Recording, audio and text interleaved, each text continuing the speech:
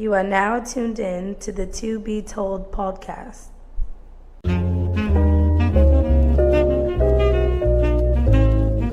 But is your phone's on mute? My phone is on mute. Ellie, is yours on mute? Dog, I really want to do a podcast. Like, I want You should. You got a radio voice and shit. Yeah, you got the radio voice. Yeah.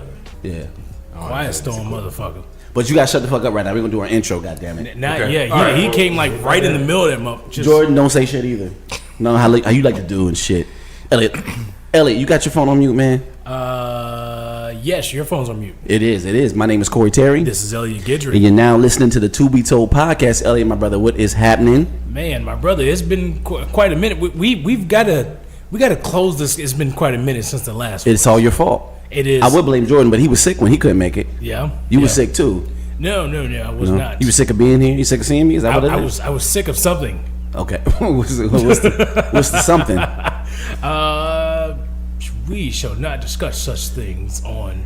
That's what this is for. It's called To Be Told, nigga. Anyways. Okay, you gonna keep it? You gonna keep it from me? Yeah. That's what's up. I got to think about it. Got it. You was trying to make. You was trying to be. I was going with something. And No, now, you got to speak your truth here. You were speaking. No, I was trying to make up something, and that's why there's nothing to be told. It's because you made the shit up. I made the shit up. There we go. That's all you got to do is just admit it. I was trying to roll with it, and yeah, confession time. You were late today. I was. We got guests in the building. Mm-hmm. I'm gonna let them know that I have Elliot on Boy Scout time. What the fuck? Yeah, everybody else is on time except your ass. It sounds like some Harvey Weinstein shit. Yeah, okay, boy. Okay. No, you you got me. You got me. That was good. No, that was Kevin Spacey. No, it was all there. No, he was people of age. Kevin Spacey was the younger. Got it. One was finding little boys. One was just fucking with. Got you. No. Wait. Yeah. Yeah, that's it. He put me an X in there, right? Which isn't bad. That was like a fifth. What the fuck is going on? Where we at? Yeah, we're recording. So, are we starting from the beginning? No. We're good. All right, Keep bet. going. Hey, we got my man Jordan. We got our content editor in the building. Jordan, what's happening, man? Chief content editor. That's right, Chief. Content chief is in the building. Glad Chief. to be back. No, it's his mic that's humming. I'm like the only, so I can. It is his mic that's humming. I'm the only content editor, so I Got guess you. say I'm chief or whatever you want to say. Although it's the Cartier glasses.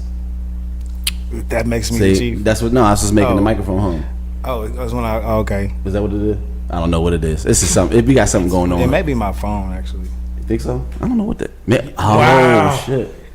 Damn, what you got? but I think because I'm projecting my personal hotspot, so maybe it's like giving off Oh, waves. that's true. That's just an educated guess. I don't know. Just out of curiosity, touch your phone again. Oh shit! Yeah, it is. And your rings. Take your rings off. I bet it won't make that. Don't try to play me. I'm trying the rings in the hotspot. That's what it is. It's fucking Lord Raiden over here or some shit. But we do got a special guest in the building, Mr. Jack Freeman. What's happening, young man? Just to qualify this, man, this is one of Houston's very own top crooners, R&B specialists, I would say. I don't know. You got any like acronyms for what you do? I haven't done this in a long time. Nigga, don't use your radio voice. You can use your regular voice. I haven't done this in a long time. He sounds like he has a moniker for it. It's Jack Freeman, a.k.a. sir. your favorite rapper's favorite singer, Oh, a.k.a. shit. Captain Hook, Oh, shit. a.k.a. I Do This, Keep going. a.k.a. What was the other one I had? These are very good right now. a.k.a. Watch for the Hook, Keep a.k.a. I sing very well. You got one more in That's there. icing on the cake. You got one more. He has one more in No, there. he's making them up now. These aren't these AKs anymore. AKA,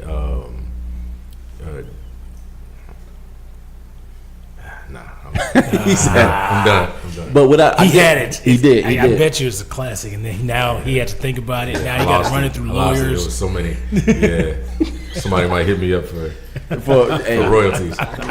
Indeed. But I do know this, that, coming out to Houston, I have a lot of conversations, arguments about hip hop, things like that. And that's just mainly because a lot of things are regional. We grew up with different things, yada, yada, yada. But listening to you, I know that soul is not regional at all. Where do you think that you have older brothers, sisters, or your parents kind of exposed you to music early? Yeah, so everybody in my family is older than me, like literally. On my dad's side of the family, I'm the youngest grandson. Wow. Okay. So like, it's me, and then my sister is 6 years older than me, and then my brother is 14 years older than me, and then like all my cousins are well into their 40s. Got it. On that side, and then my father is 67. My mom is 61. My brother again is 43. On the side. Yeah. So you had that makes sense. Yeah. Okay, this makes sense. And so like in the house, that's kind of how things were kind of working. Like my dad was playing Donny Hathaway, and that's how Donny Hathaway became my favorite artist. Wow. And then my mom had her collection of stuff that she liked to listen to. Like she would listen to Patti LaBelle, and she liked the Isley Brothers and all that kind of stuff. My dad was Donny Hathaway and Stevie Wonder and the Temptations and all that kind of stuff. What about your brother? My brother was everything. So my brother, being born in '74, obviously he's there when hip hop started. This was created, yeah. But he's in Houston, so obviously he had everything from the Run DMCs Right. to the Kid and Plays Right. to to the NWA. Right. I as a young child, as a kid, I don't know who Bun B is if my brother doesn't. Right. Tell Okay. me. Yeah. Right. And so but his music would be playing so loud down the hallway. We lived in a 2-story house, and like it would just be playing down the hallway, and it would just be so loud. And I'm like, how does my mom not tell him to turn that shit down? But also on the flip side of like, my brother is like, first of all, he's like a musical encyclopedia. Wow. Second, his collection is like, you've seen people's vinyl collections that are crazy. His music collection is crazy. Wow. Like tapes and CDs and I like seeing that. yeah, it's just crazy. I used to steal his shit. I used to I literally went in his room one day while he was gone, and I took the tapes and the CDs that I thought that he wouldn't see, and for somehow, some way, he found out. If you take a DVD from you can take a DVD. Yeah, I'm like, okay, something's missing. As soon as I walk in the room. I got the worst ass whipping of my life. Yeah, you guys supposed to happen. Because he told on me. Oh, but shit. he told on me. He's like, my CD's missing. I think, and like he went in my room and he found all this shit, and I knew it was over. But he at the same time he was listening to all the hip hop, but huge Michael Jackson fan. Yep. He was like, I mean, he went to the Victory Tour. Wow. I mean, he was huge Prince fan. Mm-hmm. Like he introduced me to the stuff in the 80s that my dad wasn't necessarily listening to, because my dad was still listening to Stevie, because Stevie was still popping. And you know what I mean?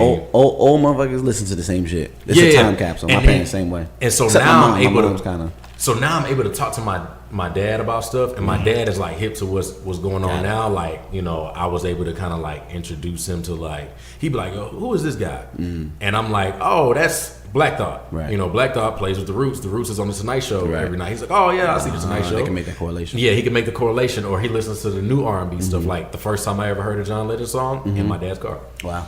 And your dad knew John Legend before you did, or yeah, wow. Yeah. like I'm like, I don't even know what the fuck this Ordinary People song is, but whatever it is, it's really good, and I like it. And my sister as well. My sister can sing. That was a big record. That's what I was gonna ask. If your brother or your parents, do they? My dad can sing. Okay. My sister can sing. My mom sang in the choir, but just because that was just something that she wanted to do. Right. My brother wasn't a singer. Me and my brother have different fathers, so we have different skill sets. Gotcha. His dad was a point guard. He was a point guard. You play football. I played football. Gotcha. He also played football. He was gotcha. And he was a baseball player too. Oh shit. I was football, track. I did basketball a little bit, but I didn't really enjoy it as much. I like watching it more than I like really doing it. Would you play football? I played wide receiver. So you ran the 200 and 400. I ran I actually ran everything from the 1 to the 8. Got it. So the 400 was the sweet spot. It was. Yeah.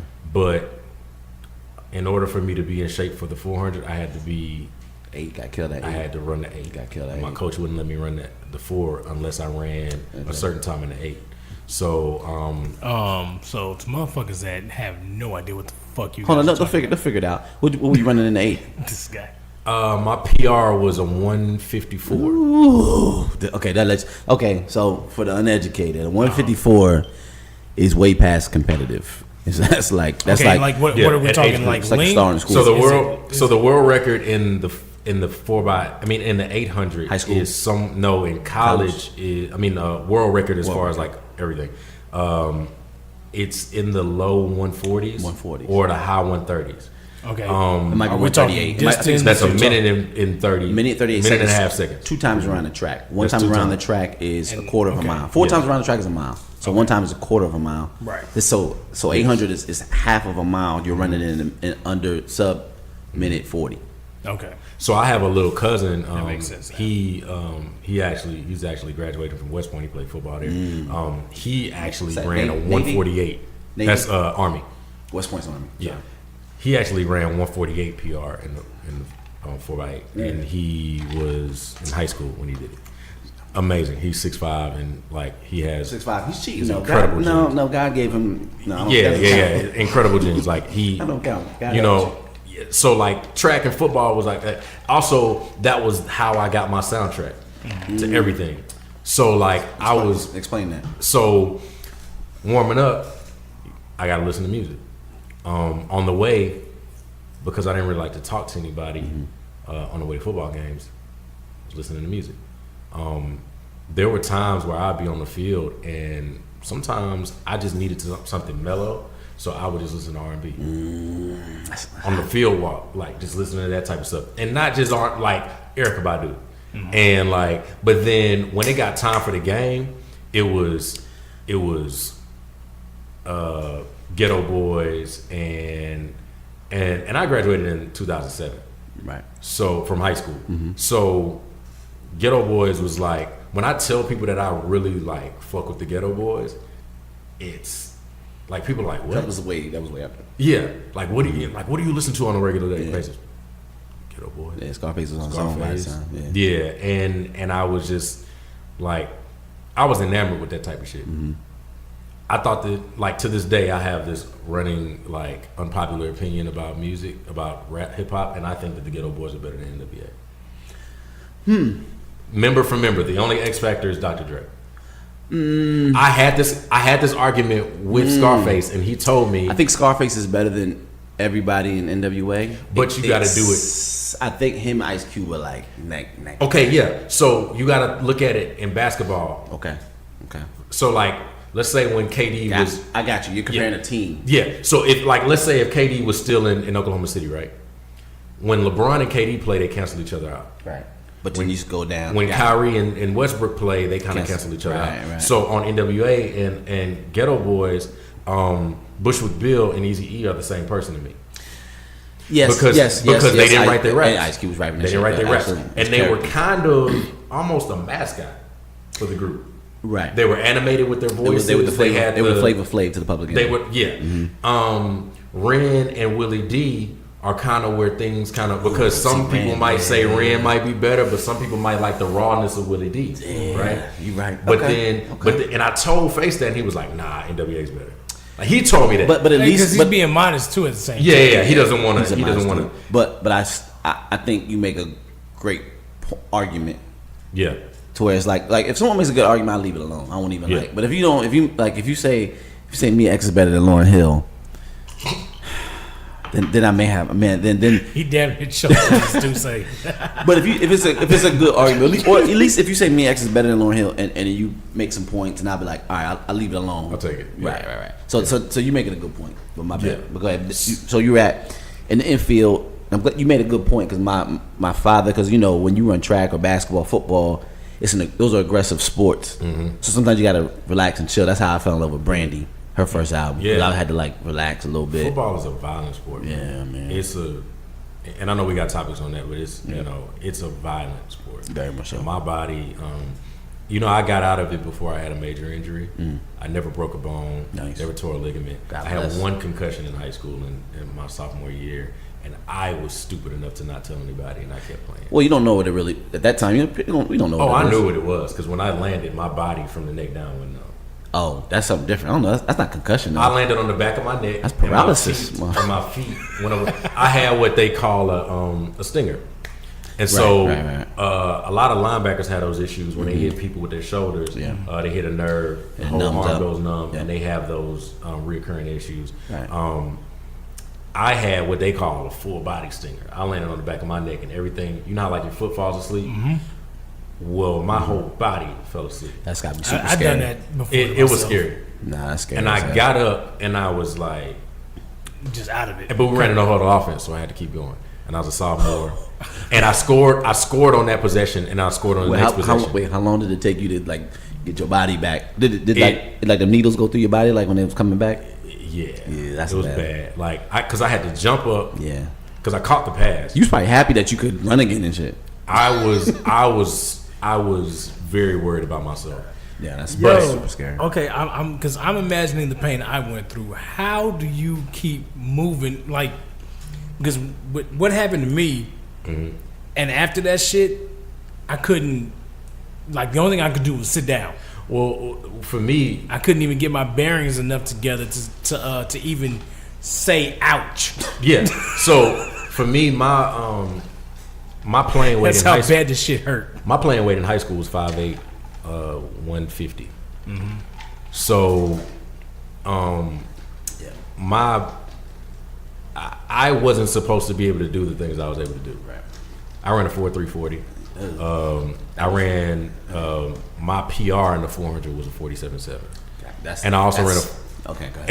and my split was a 46.3. That was my junior year in high school. Splits when you run a relay. I won. But a 47 Yeah. is basically an open, and that's fucking. Yeah, that's what you fast. do when the track is flat out the blocks, running the 400. That's pretty damn fast. Michael Johnson, basically. I was gonna try to race him, but I ain't gonna race So him. 400 is all the way around. Just one time around, quarter mile. and What time was? so I did it in 47.7. That's The fast. world So record that's is 47.7. That's 47 seconds. Point. 0.7. But that was in college or high school. high school. So I was a sophomore in high school. when that happened. That's fast for college. Like if you're in college running 47, you're very competitive. You may not be like winning everything. Gotcha. Yeah. So you might be like a third leg. Okay. but So now I can understand Right. Yeah. what you get. Right. So I was- sorry for that. And in I got you. And in the 400, everybody's taller than me. So Okay. So everybody's that's a long race. everybody's 5'11", He's 6 supposed to be 6'3". running 100, 200. Yeah, like That's a me, short race. like me and Usain Bolt. Okay, should've so switched average places. is for a fast person. Average is 100. Well, I'm talking about strides, right? and for size. So like me and Usain Bolt, if we stood next to each other, you would think Usain Bolt was the 400 runner. right.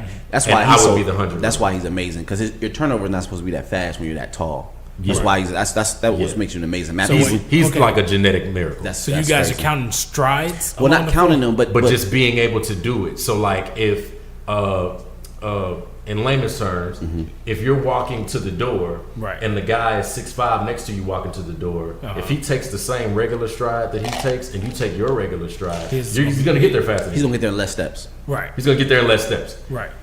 I had to. So when guys are taking, So pretty much you're saying you're Sonic Hedgehogging. yeah, Shit, I'm Sonic the Hedgehog. But and shit. imagine someone 6'5" with a turnover, someone his height, and then can open up his stride when you get to a longer race. That's when I'm talking about. which is why Cam Newton amazes me. Exactly. LeBron Because James got to turn over. LeBron James, because Yeah. these guys, They're not supposed to have these that guys turnover. move like point guards and wide Yes, receivers. that's and not crazy. and they're built like tight ends. Right. You know what I mean? So, so with my body, the way that I looked at it was me being as small as I wasn't supposed to be as good as I was at certain stuff. Right. So it meant that I couldn't get hurt. Right. I could never be hurt about Yeah. nothing. I can't tell you how many times I rolled ankles and my foot went numb, and then I had to just get out there and run again. So was this influenced by you just wanting to keep going, or wanting to keep going and just being like, again, 5'8", 150 pounds. Napoleon complex. He's like, Yeah, fuck yeah. and when you're getting recruited by schools, you don't want to be the little guy who gets hurt a lot. Yeah, definitely. You want to be Darren Sproles. Yeah, and I didn't get hurt. so a lot, I moved. okay? Because understand, I'm talking to you as Jack Freeman, the guy that wrecks a mic. Yeah, absolutely. But I love this conversation because it ain't the normal shit. Yeah. Right. But so prior to this, you were going full time just to be an athlete. I was at University of Texas El Paso playing football. Okay. Slot receiver. And El Paso. So Tim Hardaway went, right? Tim Hardaway went there. Nate Archibald. We're to this day the only university in Texas with the men's basketball national championship. And that was the first all black school that won the national championship. Yeah, there was the first team to start all 5 black players. Yeah. Win a national championship that beat Kentucky. Yeah, great. And story. Pat Riley was the point guard at Kentucky. When they played and they won it. And so it's really a basketball school. It's Conference USA. UTEP's two-step. That's Tim UTEP Hardaway's. two-step, Yeah, that's all. Yeah, that crossover that he had between the leg with the. I thought you were a Prairie View for some reason. I did. I went to Prairie View after a couple of years when I decided fuck that shit because NCAA is a scam. Indeed. Oh, that's a great topic. Go ahead. We'll get to it. I left and I ended up coming to Prairie View, and that's when the music journey kind of started. Okay. I met, but when I was in high school, I met a guy named Eve. At Texas Relays, my cousin was a student at U of H, and he was an alpha. And so the first person I actually met was DJ Candlestick. I'm sorry. Okay, just putting that together. Yeah. Okay. And so we go to Texas Relays one year. I just got done running, but it was 35 degrees, and they had canceled the entire meet. That was the coldest day in Texas Relays history. It was 35 degrees. Oh, hell no. It was 45 degrees or something like that the night before. It was 35 degrees. What year was this? 2007. I remember that. Yes, and it was disrespectfully cold. Oh, I think I think my food is coming. All right, cool. Hold on. We're gonna take a quick break. Let's go. Let's do that. Hello. Food is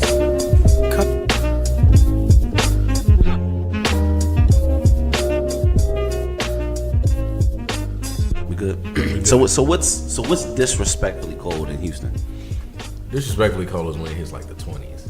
Okay. that's That's disrespectfully cold anywhere though. that's Yeah. blasphemy. Well, on the football, we talking on the football field Disrespectful. though. Football, football is different because when you're out there and you're moving around That's a lot. exactly, yeah. So disrespectful. If it's in the 40s, you could play with no sleeves. Yeah. But that is part of the reason why I didn't go. I had a scholarship offer to go to Northwestern. I had a scholarship offer to go to Indiana. Okay. Mizzou. Nice. Who else was up there that was disrespectfully cold? I see. I had a track offer to Cornell. Had a track offer to Georgetown. DC is super cold. Yeah. Cornell super cold. Yeah, I wasn't trying to go I feel that. for that shit. Now I understand. If I grew up with this, I wouldn't. But growing up in it, it's like it's like this everywhere, right? And I was getting recruited hard by Michigan and Iowa. Just wasn't talking. I feel that. Yeah. Yeah, it wasn't a thing.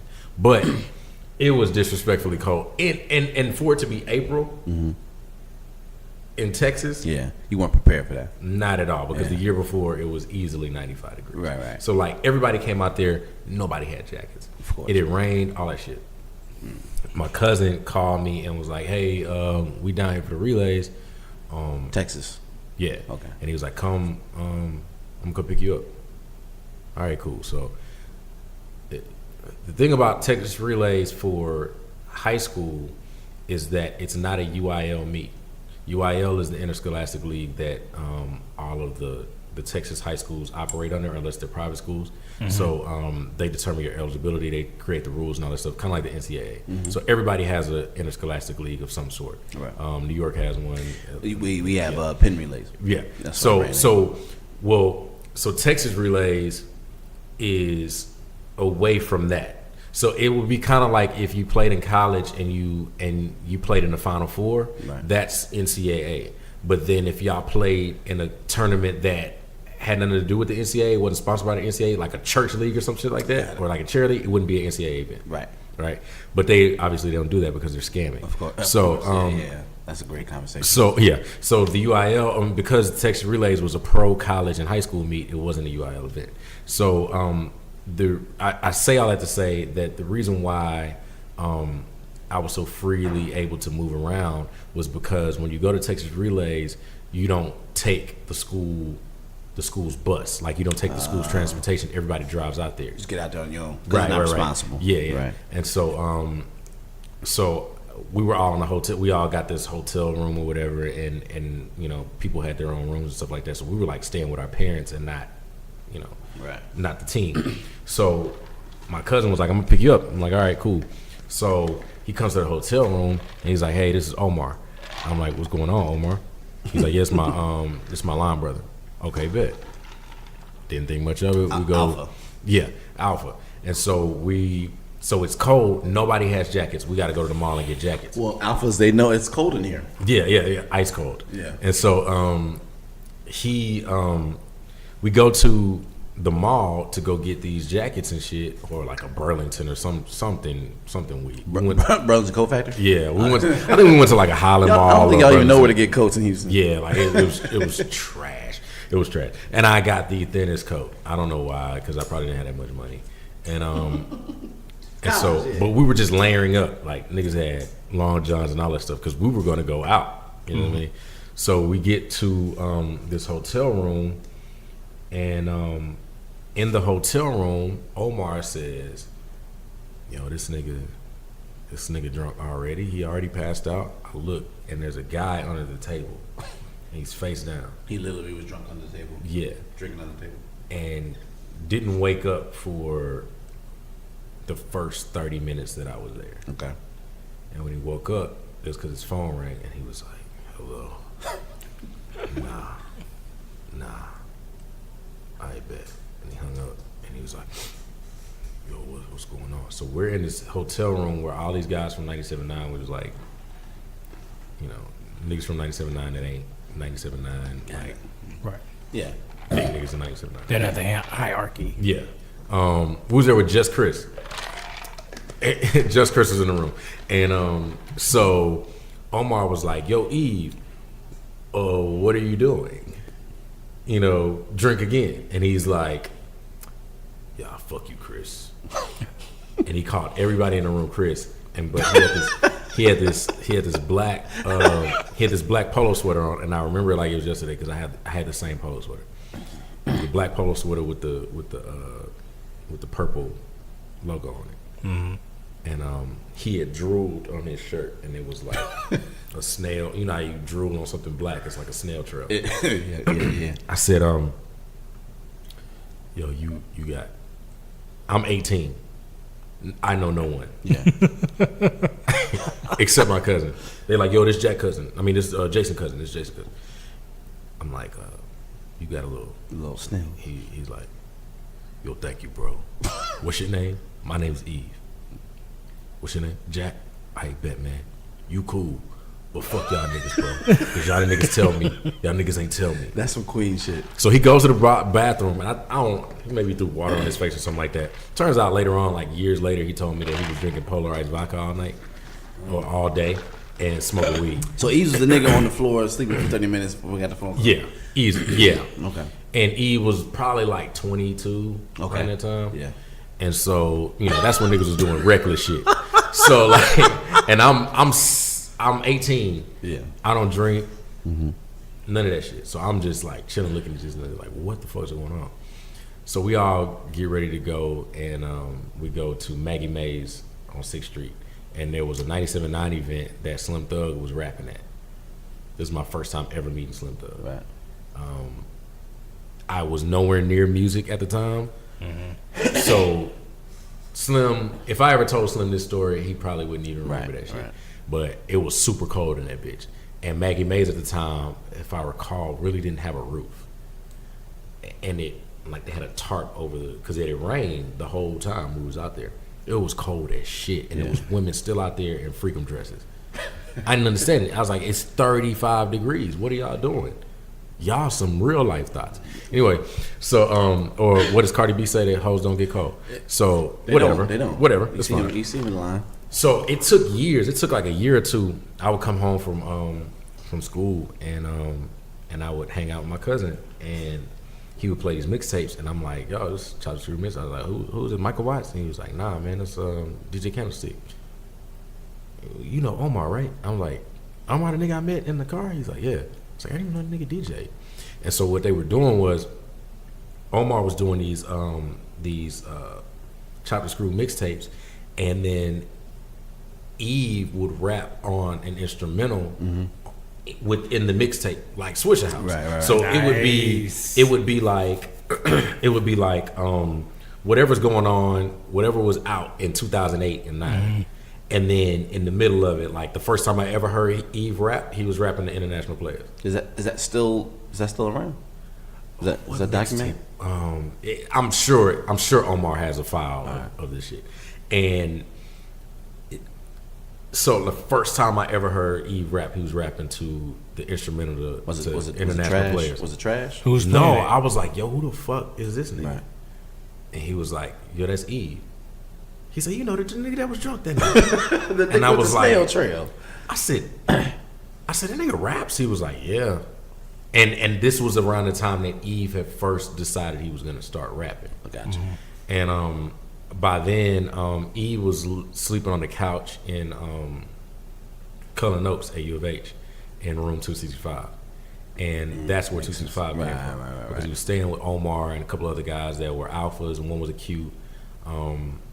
And everybody just ended up becoming different stuff. It just so happened that Omar became one of the best DJs in Houston. Right. Omar's Candlestick. Yeah. And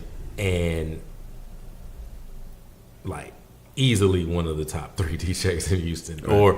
And I've heard people say, like, me and a friend of ours had a conversation. He was like, dude, he said Omar is the Candlestick is the second best DJ I've ever heard, and I've heard Jazzy Jeff, and he's number 1. And I was like, you know what? Like, when you know, and Rogers obviously is amazing, right? Right. But Candlestick is like, and I think what it is that Candlestick kind of downplays himself. So it's almost like he doesn't even know he's that good. Like Scarface? Yes. Yeah. Omar's like the cook who doesn't really think they cook all that great, but everything that they cook is like fucking fire. Right. And it's like, and you like, what? Like, I was just high and I was just trying some shit. Y'all like that shit? Cool. Yeah, like, cool. Oh, you like that? Yeah. Oh, shit. I probably don't even remember how to make it. And it's weird because I think a lot of that has to do with, and it goes with Rogers too. I've heard Rogers in places where he's just kind of playing to the audience, to the crowd, and I don't hear why I'm about to say so dope. Yeah. And then I'll go to a spot that's kind of like low key, and then I'm like, who's that spinning? They're like, oh, it's Rogers. I'm like, oh. Yeah, I get it now. Because he has a different taste. So like the shit that he plays a lot of the time don't even be shit he want to hear. It's just Right. you just that's a part of being a good DJ. Yeah. But then when they spin that like I don't think I've caught Candlestick in that Oh my room God. yet. It's I've hooped with him before, but obviously you can't DJ when you hoop. yeah, exactly. Yeah. It's kind of hard. I don't know, that's kind of It weird. might break something. Yeah. But Maybe a record or two. yeah, but Omar is like one of those. Candlestick's like it's like he hits a zone in his head and he's like, all right, I'm gonna play all the shit that they like, but I'm gonna mix it the way I want to mix it. Gotcha. Right. And then it's like, so while he's doing it, and you could tell he's just trying some shit, because when he looks out and he just kind of give a smirk to somebody and be like, oh, that shit's fire. Right. And you're like, how did he do that? Yeah. Like, how did you know to put the salt with the with the cayenne and with the macaroni? You know, like, Yeah, right. You didn't. You put a tablespoon. There's no YouTube instruction video for that. Right, and he just did it. The nigga's a chef in that bitch. Yeah. And so, like, hearing his early mixtapes, you could hear it then. You was like, man, this nigga's jamming. And so, later on is when I met Todd and Free. And that's when, because I told Eve when I was in college, I was like, man, y'all should let me sing on one of y'all songs. And this, were you like making your own shit? I wasn't making my own shit. I was at UTEP still, but I was just kind of like fucking around with it. Right. And so I sent him something, and he was like, yo, like, yeah, we gotta get you on something, whatever. So my first time recording with them, we were in 268, in room 268 where Free was living. And Free had like this. Who's Free? Free is one of the DJs. I mean, one of the producers in the Nice Guys. Got it. Okay. His brother is Greg Noir. I definitely know. Okay. So Okay. We will stop. We're gonna unpack this real quick because there's people probably listening. They may not know the 265 references, all that kind of stuff. We've had Eves on the Loso show prior to this, right? So I don't know. That might be in the ether somewhere, but we definitely gotta get. Yeah, we gotta get him back recapture this. So this definitely makes sense. So basically, for those listening that may not understand the 265 movement, and I'll probably ask some questions so you can kind of bring home too. Basically, Like in college, this is at Prairie View in college, right? U of H. This was U of H. I was the only one that went to Prairie View. Okay, got you. Okay, so there was a room, 265. It's gonna make sense in a second, but it's almost like the X-Men, because like every spot that y'all need, whether it's video, whether it's DJs, whether it's song, whether it's crooners, whether it's MCs, y'all got fucking everything covered, and that was just basically off of almost damn near accident, but not really. It absolutely was accident. No. I say accident because y'all didn't plan it, but somebody planned it. It was planned, I think it was planned other than somebody higher than you. But anyway, I'm gonna let you finish. So to even tell you how accident it was, how much of an accident it was, Todd wasn't a producer when he got to U of H. I only know who Todd is now. I can't wait to get to that. Todd is from Beaumont. His father is a football coach in Beaumont, legendary high school football coach out there. He was a quarterback at Beaumont Westbrook. When he got to college, he didn't want to play ball, so obviously he just went to U of H or whatever. And somewhere he got someone to buy him a laptop. I think it was his parents, something like that. And he started learning how to make beats. He's a producer. He's a producer. Wow. Didn't know that. Free is from Dallas. Greg Noir was first at making beats because he's older than Free. Get the fuck out of here. He makes beats too. I gotta talk to God later because he be giving people way too much time. If you listen to Greg Noir's podcast, like the beat that he has playing is his beat. That's his. Okay. No, that's Free's beat. The beat that he had on the Anti-Heroes podcast that he did with about the comic books and stuff like that. I was with Obi. Obi, with Obi. Yeah. Who was also around at the time because he's Alpha. Right. Okay, makes sense. The beat that they had playing on the Anti-Heroes podcast was Todd's beat. Was Greg's beat. Wow. So Greg taught Free how to make beats. They both were photographers at the time. Wow. Free started off making beats. Yes. Free started off making beats, and he was making beats, and he picked up a camera at some point. And so while he was producer for the Nice Guys, his hustle in college was that he was an Intermix photographer. Got it. So you know Free, Elliot. Trying to Free. Shout out to Free. He lives in LA now. He's he's out of there. DJing and doing stuff. Like he's if y'all are in LA, go to Cereal and Such and go see him. Cereal and Such is apparently a cereal bar. Wow. What's his real cereal? What's his IG? No killers. YEAFREE. Yeah. No killers. Cereal, no killers. Cereal, no killers. Word. And so it's corny. I'm sorry. So yeah, it's, I whatever. apologize. I'll let it make. I appreciate that. So they was making this. They were making this thing in their dorm room when they were calling their sisters Nice Guys, and we were in Free's dorm room, and he had this shitty setup. He had this computer that he built, right, or someone built for him. Oh God.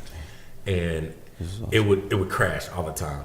They had Cubase, which anybody in music, if you understand what Cubase is, before like super old. Before Fruity Loops and all that. Well, it's the recording system, so it's like the cheap version. At the time, it was a cheap version of Pro Tools because niggas couldn't afford Pro Tools. Right. So he probably found Cubase as a torrent or something like that and cracked it or something like that.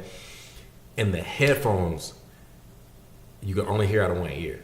And so we're just winging it. Right. None of that shit that we made in there ever came out because it was that bad. And so not even just like quality wise as far as sound goes. Like we didn't really know what the hell we were doing. So by the time I left, when I got to the point where I don't want to play ball no more, I was dating a girl from LA, and she was a singer. Her father was is a songwriter. Him and his ex-wife at the time, which was her mother, they were a mother and daughter. They were a husband and wife duo, kind of like Ashford and Simpson. They were signed to Motown. Babyface and Tracy. Close, but it was. But no, they were signed to Motown back in the 70s when Motown moved to LA. Oh wow, okay. So her dad wrote a song called "Cinderella Stay a While" for the Fantasia soundtrack, which was recorded by Michael Jackson. But he also wrote a song called the originals called "Sunrise." "Sunrise" was later sampled by Kanye West for "Guess Who's Back" by Scarface. Yep. Oh wow. Shit. You know what record that is. Yeah. So I was dating her, and at the time, well, still, she was doing vocals for Disney movies, and her dad was had started a production company, and he wanted to do an unauthorized biography of Barack Obama. This was 2009. And so he needed people to sing on it, so they were like, "Hey, why don't you come out and You sound like Barack asking yourself that. hey, why don't you come out and sing or whatever?" I'm like, Right. This Okay. you're not in that front time, that mind frame yet. not yet. I wasn't sure what I was gonna do. Right. It was like around like February of 09. Your girlfriend singing, was she like performing and recording and? She was recording, but she was doing a lot of writing for people, and she was doing a lot of background vocals and a lot of stuff like that. It's a lot of referencing. So Yeah, did that, because did in that LA, get you- there's a huge market for that. Right, You right. need background singers. And Yeah. you know, she's like a session singer for the most part, and she was a writer. I mean, she's But seeing that as you, someone who's raw, like not trying to get into it, or maybe kind of, was that something that kind of made you like, a lot of the stuff that I get into comes from me saying, what y'all doing in there? I could do that. Yeah, God, right. Like that's exactly what I started doing. Yeah. And so I go out to LA, and I go to his house, and he has this what looks like a shed in the back of his house in Sherman Oaks. I go in there, it's a fucking studio. It's like a full studio, like soundboard, the booth, all that shit. I'm like, okay. Yeah, And it even had a bed in there, so in case somebody wanted to sleep there. right. And Or have sex.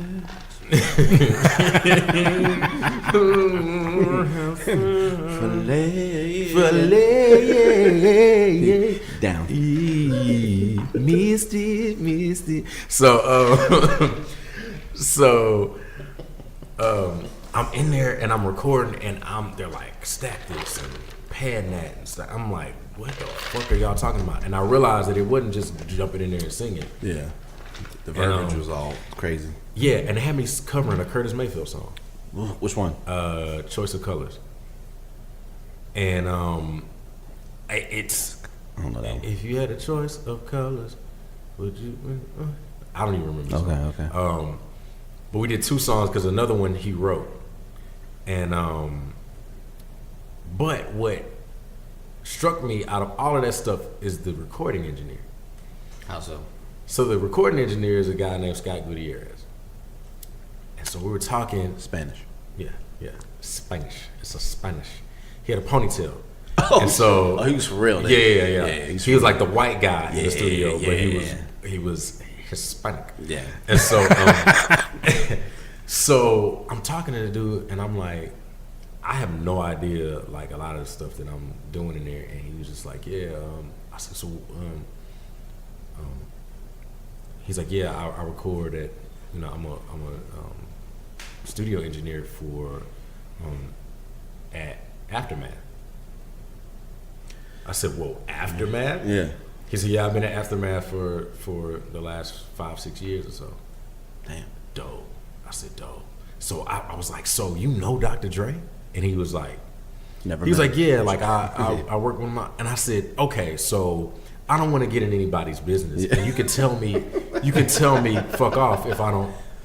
I'm like just throwing everything out of the window. Right. I said, but yo, what's up with Detox? Yeah. Oh, wow. Wait. so- Yeah. Wow. That's And a he long looked time. at me and he said, Jack, I can personally tell you that I've mixed over 200 songs for Detox. And I said, well, what happened? He was like, well, some problem is that when songs leak, Dre doesn't like them anymore. So he doesn't put them out. And he's a perfectionist. And he said everything is structured. If it's Monday and we're writing on Monday, all they doing is writing on Monday. They're not doing no recording. No recording. On Tuesday, if it's time to record on Tuesday, We're not doing no writing. Yeah, we're not doing no writing. We're not doing no mix. And Wednesday, if everything being mixed, then everything's being mixed. And then if everything's being mastered, the next day everything's being mastered. So that's how he runs his ship. And this was around the time that niggas thought that Bishop Lamont was the one that was leaking all the records. And I was like, so was it Bishop? He was like, man, I have no idea who's leaking these records. Right. But then the other thing that was happening is, this is 2009, so by then, some of the records that 50 Cent was recording for Detox ended up on 50 Cent albums. Right. Some of the stuff that Snoop was recording ended up on Snoop Snoop albums. albums. Eminem, same thing, all Right. that stuff. Kendrick Lamar, no one knew who the fuck he was. Right. Like, Kendrick Lamar did not exist at that time. Right. And so I think Bilal was in that mix too. Bilal, Yeah. this was probably right after the Rakim era. Yeah. Remember Rakim did the He's supposed to do it right. Uh-huh. Yeah, Busta was there. Busta was at Aftermath at the time. I think Yeah, Eve he might was. have been at Aftermath. Yeah, because she started They had there. the, they released her. Then she came back. and then they did the Mary J shit. Damn. Yeah, they had the Mary J. They had Truth Hurts, and they had Bishop. Yeah, Truth Hurts came out though. Yeah, I know Truth this Hurts. because That this shit- is oh my around God. the time Double XL released the cover with Dr. Dre, The Game, Eve, and Busta on that. And then they had Stat Quo. They had Stat Quo. That was like what the Asian dude, right? Yeah, no, no, the black dude. Stat Black Quo, dude. he's from Atlanta. Atlanta, yeah. He was super lyrical, but he's from Atlanta. He like look Asian or some shit. No. Korean. I'm thinking somebody else. Who was the other guy? You thinking I think I know Jen. too much. Stat Quo was two people. No, No, it was one. Oh, never mind. one never You guy. talking about Smiles and South Star? That's what I'm thinking. That's what I was thinking of. Not to be confused with Smiles and South Star. And I was actually thinking of No. Brown. Was it Brown Sugar when they had the Dalmatians? Ren and 10. Oh, shit. Oh my And goodness. so I was like, yo, that's dope, man. Like, he was like, man, I don't know if the album's ever gonna come out. Yeah. So this is 2009, remember? So after that, I leave. Have this great conversation with him or whatever. A few years later, the Mike Tyson documentary comes out on the 30 for 30. Wow. The Mike Tyson and Tupac. It's a good timeline. Mhm. Yeah. Yep. So I'm watching it, and they have this part about Tupac. For those who haven't seen the 30 for 30 on Mike Tyson and Tupac, what it is this relationship. It talks about the relationship between Tupac and Mike Tyson, Right. how they paralleled, and both of their jail stints, and how Tyson ended up, how fight Pac night. ended up at the fight, and how he ends up getting killed Right. at the fight. Yep. Well, after the fight. In front of the circus. So I'm watching this part about Tupac, and this Hispanic guy comes on TV, and I'm like, And it's fucking Gutierrez. I said, Get and the then fuck this, out. I was like, that's Scott, that's fucking Scott. Scott Gutierrez. And so he tells this story about Did he have a ponytail? In he had the video? ponytail, he had the ponytail tell you. on deck, and so I gotta see this now. he's talking about, he's telling this story about how on a Wednesday or Thursday or something like that, he gets a call from Suge Knight. And he was an engineer at a studio. I can't remember the name of the studio. And he said, yo, Pac coming through. Make sure you got all this shit ready because he don't like to waste time in the studio. Obviously. Yeah. So he's like, yo, I've never recorded Pac. This is going to be great. Pac comes in on, I want to say Thursday.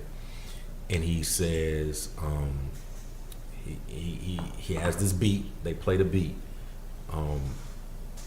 And it's the intro music for Tyson for that weekend. This is before, This is before the fight. This is before the fight. Was Pac supposed to walk out with him? No, I think it was just going to be a song that they recorded for it, because I think at that time niggas There was no really walkouts, Yeah, right? there was no real walkout Right. with an artist, And so he said, Yeah, that'd have been big at that moment. yeah, he said, Pac listened to the beat. He said, yo, play it again. He rolled a blunt. He said, play it again. He said, pour him some Hennessy. He said, play it again, play it again. He said, might have sat there for 15, 20 minutes, and he had this verse written. Damn. And he recorded the verse, and he was like, all right, I'm going to be back Sunday. And get the fuck out of here. And he said he got the song done, and he had it ready. He said he'd be back Sunday. That was the only time he ever recorded with Pac. So now I'm like looking at all this stuff, and I'm like, man, Wait. He said he'd come back Sunday. He never came back Sunday. He right? never came back because he got shot on Saturday night or early Sunday morning. He was gonna come back to LA and record some more. That's weak. But did he get a little? He got a little bit of it or nothing? It doesn't even matter for the song. Yeah. No. He recorded the entire song and it was ready for the the Tyson fight. He just wanted to come back and record more music on Sunday. I got you. Because he liked the engineer. Oh, okay. And I think that's how how he got in with Dre in some type of way because he might have worked for Death Row at some point. Right. But yeah, so that was what threw me at first. But when I came back home in 2009, in the summertime, I'm getting ready to go to Prairie View, and Eve and the Nice Guys are hitting me, and they're like, "Yo, we're gonna go to Barron Studios. We're gonna record this song." Because at the time, I would pick up Eve because Eve lived not too far from me, and and we would just go to the club, and we was going to the club all the fucking time, and we would get in the car, and we would actually write songs in the car. This is how I learned that I didn't have to write music to remember it. I didn't have to like physically write it down. So I don't physically write music down right now. Because in the car, you ain't got time to write it down. Right. In the shower, you ain't got time to write it down. Absolutely. So we just making up this shit or whatever. So we had this one song that we was popping. It was jamming or whatever, and we ended up recording Not At All at Barron Studios. And they were like, "Yo, look, we got Barron Studios, the old Barron that used to be on Jackson Street." Is that who Dante Higgins always rapping about? Magic Mike? No, that's different. Okay. So at the time, Barron Studios on Jackson Street, it was a loft, and it was like a nice, really cool studio. That street, is that downtown? Yeah, Jackson over there by Minute Maid. I think I've been there. Yeah. I think I've been there. And so he's like, when we got in there, Todd was like, "Yeah, so we're gonna record, but by the way, though, we ain't got a lot of time, so we really need you," because they couldn't afford a lot of hours, so they was just like, there was like $50 an hour or something like that, and niggas was like scraping up shit. Nobody had a job, Right. And it was just like, yeah, so we gonna need you to like Hustle up. knock this whole out. Now, mind you, I'd only recorded like maybe twice before that. So I go in there and I knock it out. And it comes out on the EP. And But you were an athlete. You were used to, yeah. It's the clutch. Yeah. And so it comes out, the EP comes out, and then he says, Free hits me in like January, and he's drunk. And he goes, we at this club or whatever, and he was like, "You ready to perform this shit in front of J. Cole?" I'm like, "What are y'all talking about?" And that's when I learned it punched me in the chest that you can be as great as you need to be in the studio. But eventually, if you get to where you need to be, you're going to have to perform that shit. Exactly. You're right. I had never performed in front of people before. Oh, wow. In my life. The first show we had was opening for J. Cole at Texas A&M, his first time in Texas, at the Black Student Conference. This was this Who Dat J. Cole? I'm looking at the timeline. That's probably Who Dat J. Cole. This was, probably right. No, Hit It in the Morning, J. Cole? This was before that. Oh, wow. This was before he had a hit. So this is probably like the warm up around that time. This was a warm up. So this is Who Dat. This is Who Dat J. Cole. Okay. So, he comes to Texas A&M and does the Black Student Conference. We open for that. The next day is this show in Houston, his first Warehouse Live show in the studio room. Wow. The studio room. Yeah. Oh, shit. And I remember it like it was yesterday. He came out there and everybody's cheering for him, and he said, "Yo, my manager told me I had a show in Houston." And I remember I said, "I got fans in Houston?" And everybody was like, "Hell yeah, you got fans in Houston." That's how you get them. Yeah. So those are the first 2 times I ever performed in front of anybody. And meeting J. Cole, by the way, is one of the most humble people I've ever met in my life. So yeah, that was my crash course on it. But I still hadn't even been thinking about making my own music. Right. Writing my own stuff, and I just didn't really know how that worked. Right. And eventually we meet a guy at his house. They started working on their album at this studio in somebody's house. It was James Kelly, and that was Wire Road Studios 1.0. and we were at this man's house, and he had a C24 board, The big boy. yeah, Yeah. and it was in his living room. Where the joints move on their own and shit. Yeah. Yeah. And it was in his living room, and one of the bedrooms was like, it was gutted. Like there was nothing in the room, and it was the booth. And he had like 30 mics at the booth in there. And so then that's when I started like, oh, so, you know, maybe I could record here. Right. And I started getting production from people and, you know, and stuff like that. And so my first EP was Dark Liquor. And ended up recording it all there. He mastered the entire thing. Mm-hmm. What's his name again? James Kelly. James Kelly. That's and, okay. Got you. And he's telling us about this studio he's about to build. He's like, "Yo, it's dope. You know, like look at the blueprint." I'm like, "Oh, you know, Yeah, whatever. that's what's up." Yeah, record me. Yeah. Studio opened up, and I was like, Wow. "Oh, Yeah. oh, I think I understand." Like that. Like that. Like that. And so, but like I remember that summer, man. It was like the nice guys had recorded. They were mastering a song a day. And they had been doing this shit for 28, 30 days. They were recording and then mastering songs. Afterwards. And every day they knocked out at least 1 to 2 bottles of Jack Daniels. I was gonna say records. This nigga said Jack Daniels. It was Any records being done at the time? There was a lot of Okay. That makes sense. Damn, it was that's a lot of Jack. Yeah, because the Nice Guys album, the show was Jack Daniels. if I remember. Yeah, I remember it was probably like 16 songs, something like that. And they maybe recorded like maybe 25 or 30 of them. Yeah. And but that's when. But after like during that time, I was able to put out my EP and Dark Liquor. And then the Green Room EP where we did Not At All. That was the first time I had ever had anything written about me as a musician, as an artist. Wow. And it was Shay Serrano and That's big. And Houston Press. Yeah. And he called me for an interview. And first thing he said to me in a text, because I didn't have his number saved, was, "I'm gonna punch you in the nose." And I said, Interesting "Yo, text. what the fuck?" And I was like, "Who is this?" He was like, "Just know that when I see you, I'm gonna punch you in the nose." That's a good text. And I said, "What?" And he was like, "I'm just kidding. It's Chase Serrano. That's hilarious. Don't be mad at me. I'm just." He called me and I did a little interview, and I was like their artist of the week or something like that. And then later on, we got ready to shoot.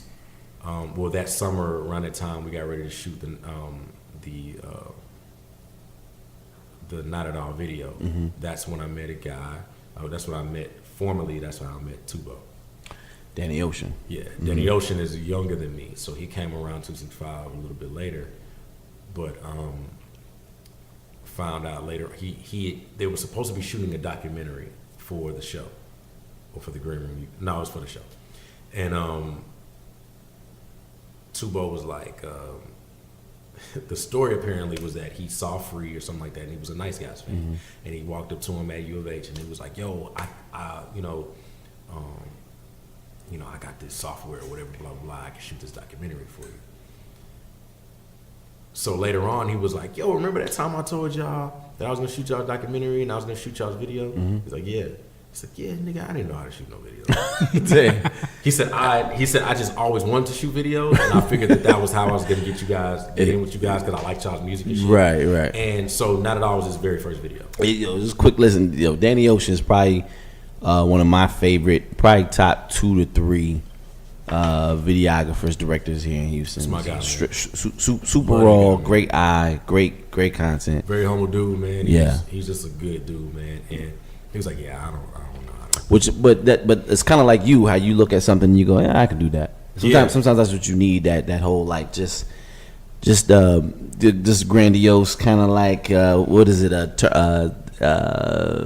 Delusion of grandeur. I don't know if I have the term right. And he but was that's just all like, and it was something in him that said, "I'm gonna do that." Yeah. I don't know how I'm gonna do it yet, but I'm gonna do it.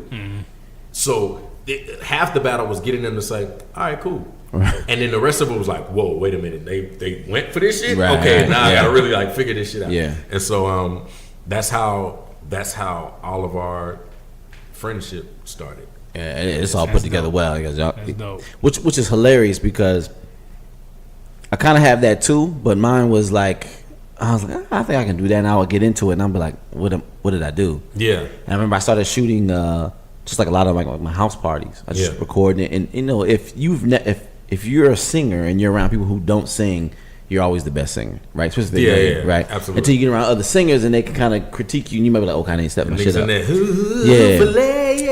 So one of my house parties, Obi came through, and everyone was like, "Oh, he did this, he recorded that," and I was kind of like feeling myself. And Obi was like, you just started recording, didn't you? I was like, yeah, I just started like a couple months ago. Yeah. He was like, yeah, I can tell. I was like, oh shit. But I mean, you need to hear shit like that. Yeah. And that kind of made me like, okay, let me. I didn't know what he meant. I didn't ask him any more questions, but I just kind of went.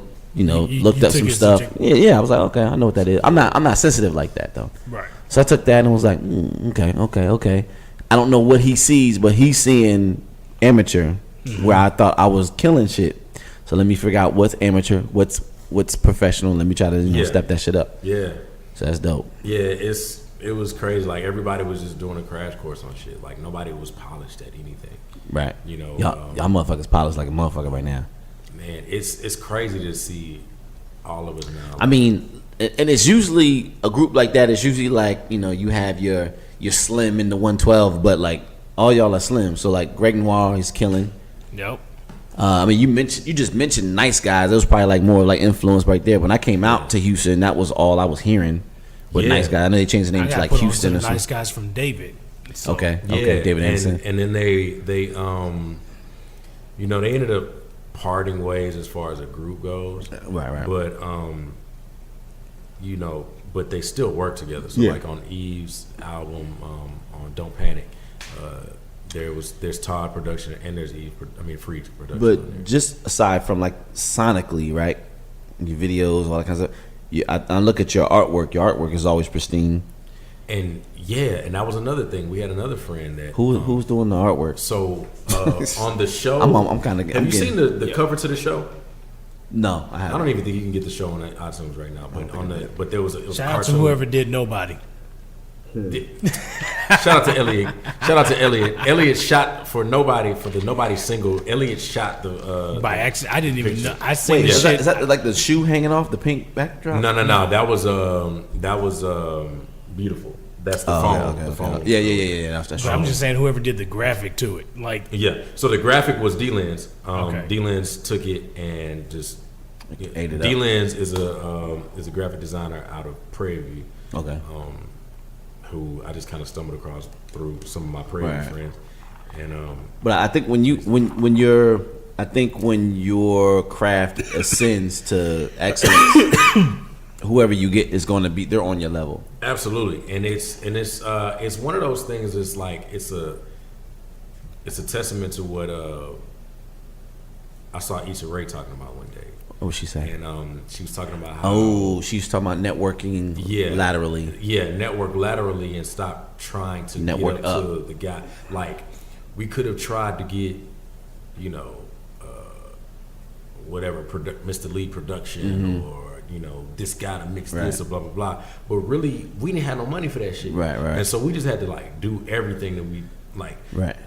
Some of the stuff that some of the clothes we was wearing at the time, Dobale or whatever, that was a guy who went to U of H who was also very good friends with everybody in the Nice Guys, and he's a Nigerian guy who just started his line again. Right. And this is a guy, he's an animator. Right. He drew the entire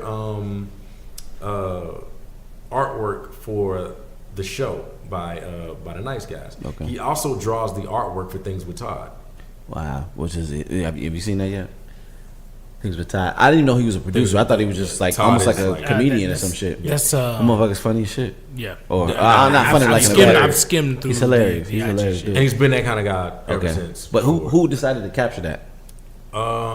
It was probably a thing between him and Tubo that like it did a good was job. just Man. like It's awesome. They were just like, yo, we should just film you doing shit, and that's just awesome. what it is. But I think that's where just the creativity. I think that's where the think that's where the excellence comes from. It's just y'all just seem like y'all just having fun. Y'all just know each other, whatever. Let's try this, let's try that, let's do this bullshit. It's not like a ton of pressure. Everybody's friends, you know what I mean? And when that video for Not At All came out, I remember vividly being able to. Rogers may not remember this, but one of the first times I ever approached Rogers about production, because I had no idea where to start. He hit me with the production is, beats is 1,500. I'm like, okay, all right, cool, bet. Because he don't really know me, right? And so, the Not At All video came out though, and the day the video came out, he called me and he was like, "Yo, need you on this Les album." Right. Okay. That's another one right there. So I was on the Les Beautiful Struggle mixtape. That was the second feature I had probably ever done. The next time I did a feature, I was on D-Lo, Hood Politics 3. I'm about to say you hooked that out. Now Hood Politics 3 is late. You was with him at least 2. Hood Politics 2. And that's where I first heard of you. Was 2. Yeah, and then after that was doing records with Kyle, and and then it just started like snowballing. And I was looking at your. I was looking at your track list. But you work with a lot of motherfuckers from Doe to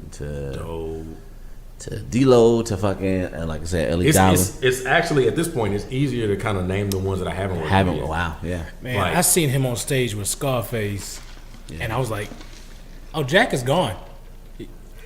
Jack is gone." I thought that too.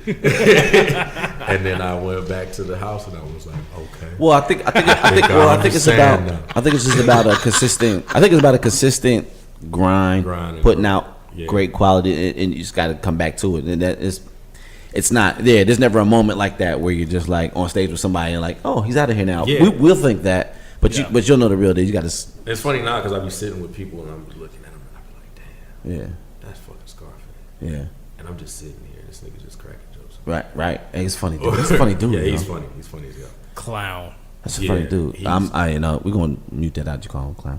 But I mean like clown as in like. I'm joking. He's funny as shit. Nah, he's funny as fuck. Which I appreciate people like that have good. You actually have a good sense of humor too. I don't think people know that. You kind of just, especially being R&B, I don't think people know that you're supposed to be funny.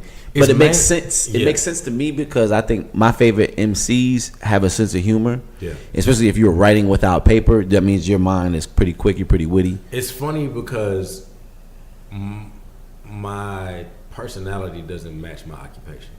Right. So like, most singers are always like, yeah, bro, like with the squint, them niggas is taking themselves way too seriously all the time. It depends. Your branding is that, but yeah. But I think that's what you're supposed to do when you're singing. But when you hear them in interviews, they're like, like ladies, what's up? Like niggas is whispering all the time. Or then you got the one that sings all the time.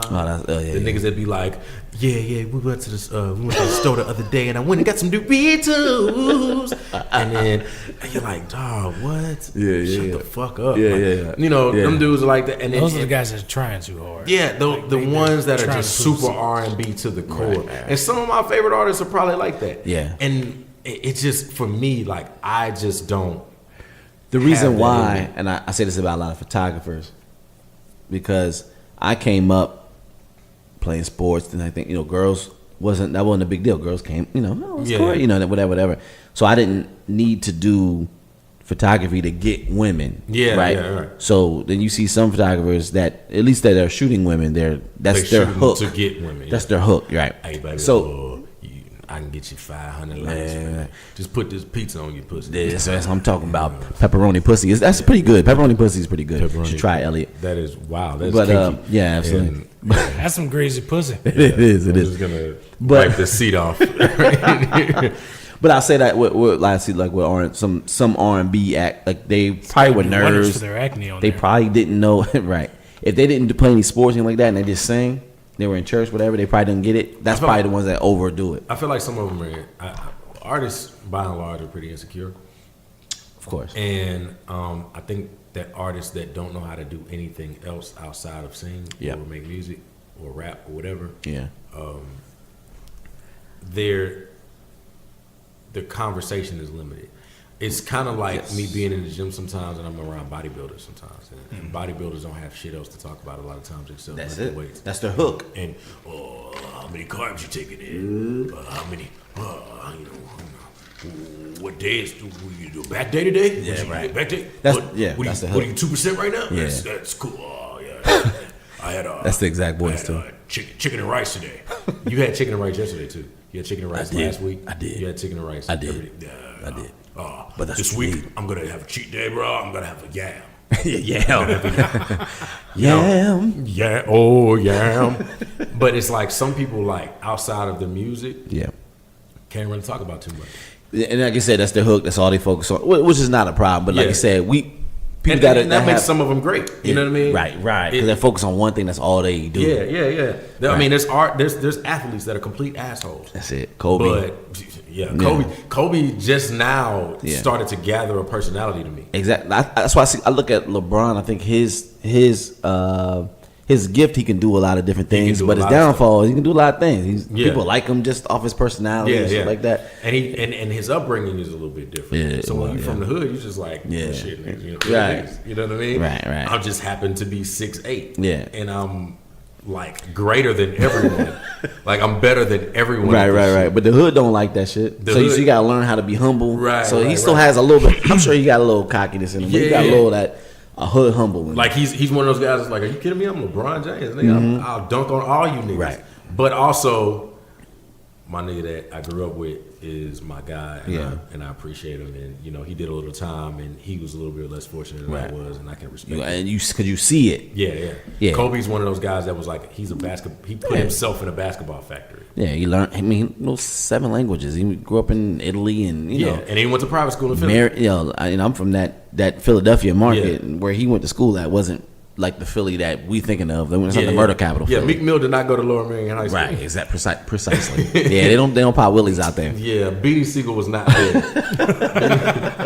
B.D. Siegel was in lower prison. That's what. Shout out to B.D. Siegel. I love B.D. Siegel. Indeed, the Broad Street bully. But I would say definitely, I think you definitely on the right track. I know that sounds weird. Like you're on the right track, Jay. As long as he's been doing this. Just want to keep say you're on the grinding. right track. Nah. But I'm definitely waiting on the that vinyl to come out. Oh yeah. That's just So gonna be- I'm gonna pub that. So I'm going through a company called Crates. What Crates does is it is a crowdfunding vinyl company. So what it allows you to do is, instead of paying the price of the vinyl, which vinyls are very expensive if you guys don't know, you go to a goal. You set a unit goal. So I want 200 units to be pressed up. So as people reserve their record, it's $35. Right. I designed the entire packaging of it. Dope. Everything inside and out. Friend of mine, Corey Dixon, was the guy who shot the cover to it. So shout out to him. But as you reserve your vinyl, it's $35. Once we get towards the unit goal, once we hit 200 units, and it's a timeless thing. So however long it takes me to get to 200 units, is what It don't matter. I got my once it reserves. happens, I'm good. Once it happens, the records go into pressing, and it takes 6 to 8 weeks to do it. Nice. So if you guys go to thefreemanbrand.com, Nice. you can catch all of that shit. And, Yeah, help us out because I'm trying to get that shit. Help us out, man. You know what I we doing our mean? thing. You know what I'm saying? Man. Yeah. Shout out to Corey Dixon too. Shout out to C. Dick. Superman. That guy. That His, guy. his marketing scheme was pretty dope. He had those little red stickers and shit. Oh, yeah. That's, I mean, it was so simple. That's so genius though. Yeah, man. He was just a cool, like, for the club photography shit. He was just somebody. So I didn't even know he did that. Yeah. Okay, I came a little late on that, but a lot of those guys, Corey, Free, FBA, He still does it from time to Yeah. time. Is that Fred to go. Oh yeah, Fred's dope. Fred's dope. He's dope, Yeah. dope. Fred started taking this shit, like, at one point in time, he was like, man, I just do this shit for the money. Yeah, And you then can, he just took it. and you can tell. Yeah, You could, But I then was he able to just look at started- his photos and just like, yeah, he just Yeah. does this shit. And somehow I don't know. He just called started him. switching it up. on Yeah, I boys. called him now. I'm like, oh my, what's that dope? Yeah. I was like, what All the of it- fuck, Fred? All of them like, dudes, Jay Vince, Yeah. Nah, he was serious from jump. Yes, Jay Vince was serious, and Jay Vince. Jay Now we Vince, talking my language. Yeah, Jay Vince's studio is where we shot Not At All and the Slow Dance video. Off a net. Slow Dance was Yeah, dope. Net. Tubo Yeah. shot that, right? Yeah, that was Tubo like shot in that that too. huge ass warehouse type shit. Right? That was at Jay Vince's Nice, studio. okay. And the only reason why I know how to set up a studio to this is day, because of Jay Vince. and I stole I didn't say Stole all I his didn't shit, yeah. say anything about it. I just saw his shit. Was like, yeah, nigga, I'm buying all this shit. Quick story about Jay Vince's studio. New Year's 2012. We're having a party at Jay Vince's house. DJ by Candlestick. Eve is the culprit. Right. Like I blame everything on Eve. Of course.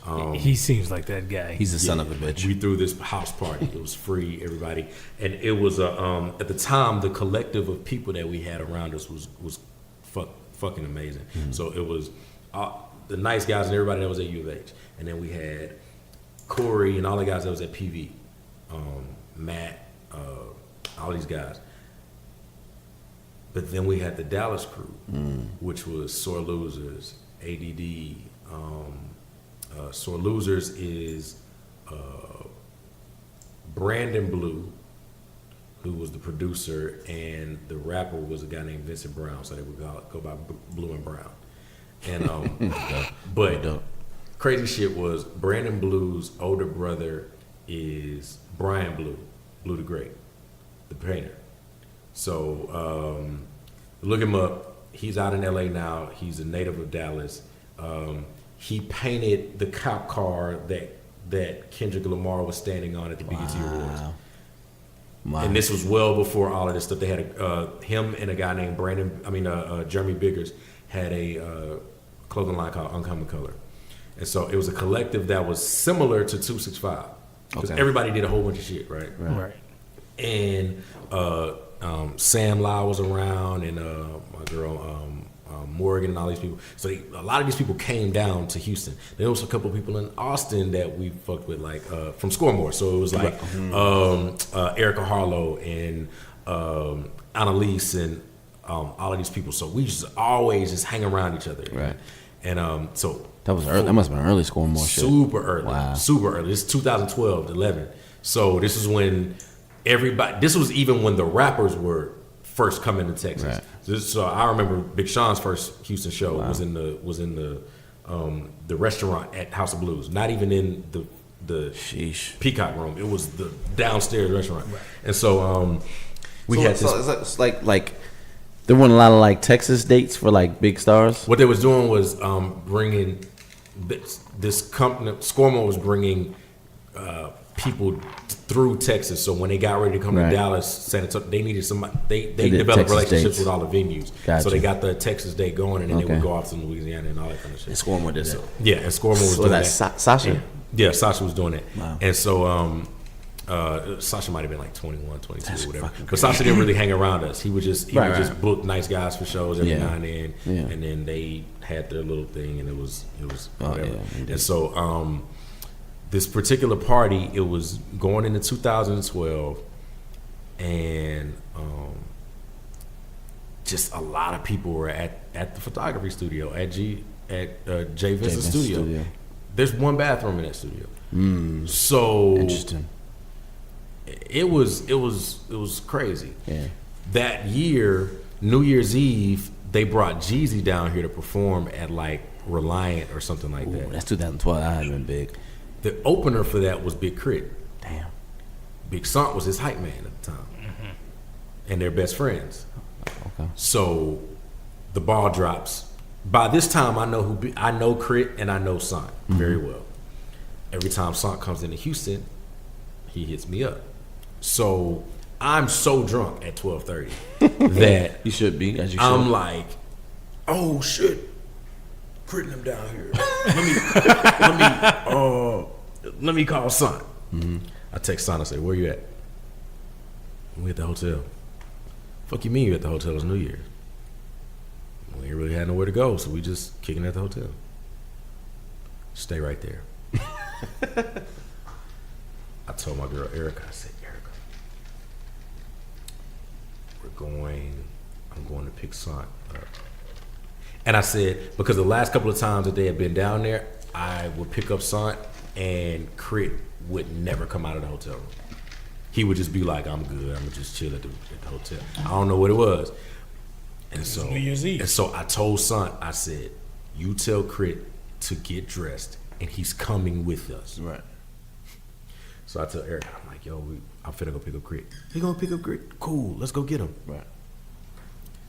So I drove from East Downtown to the Sheraton Galleria, drunk as fuck.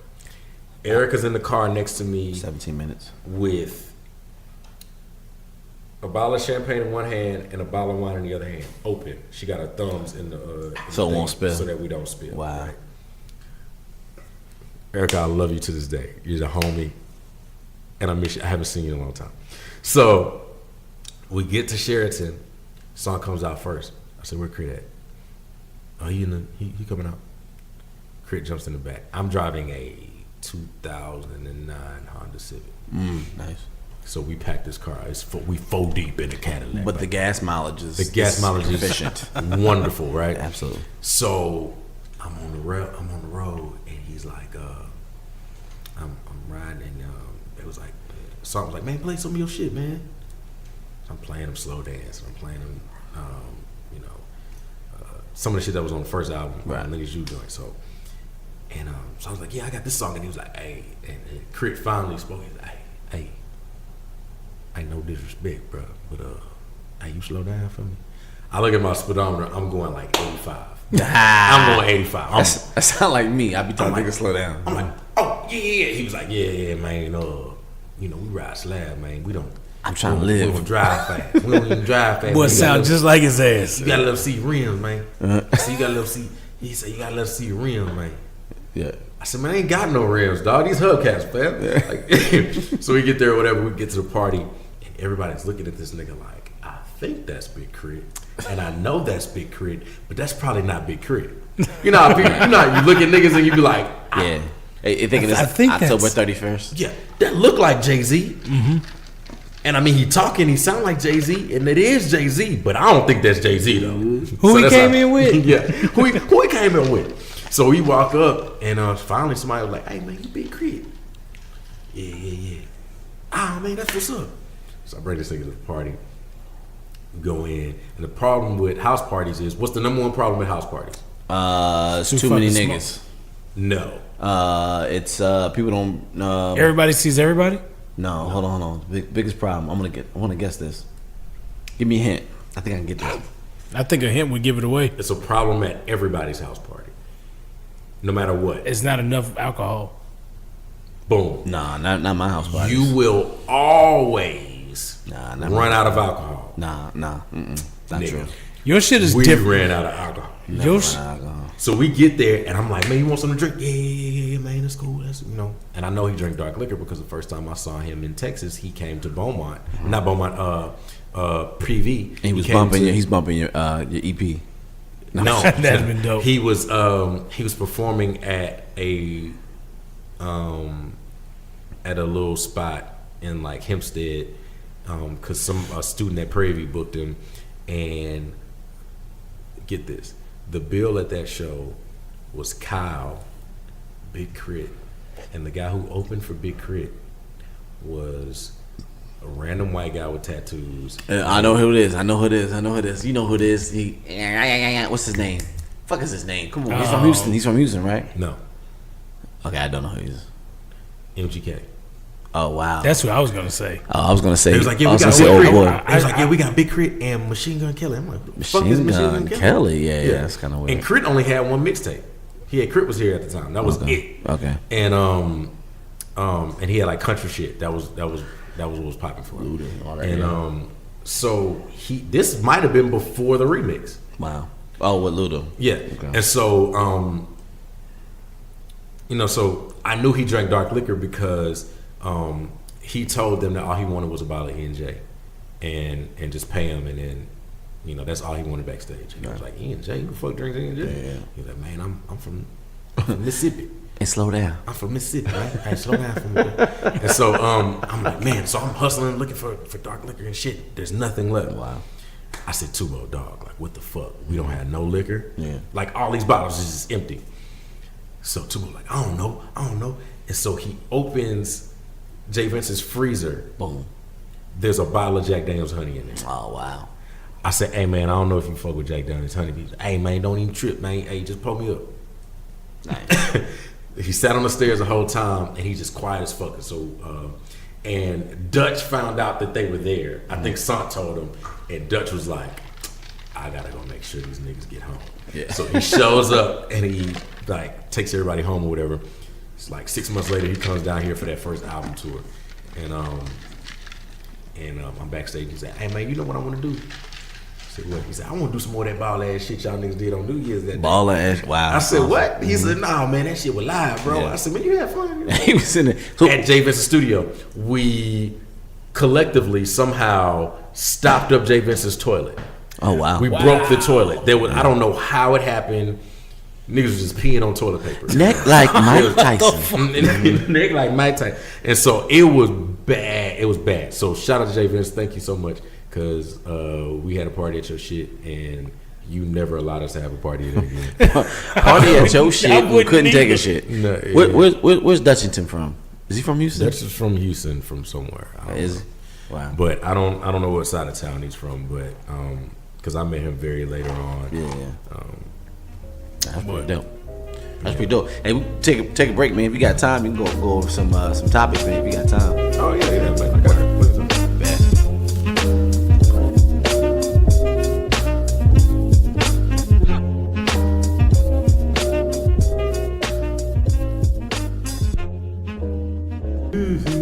All right, you good to go?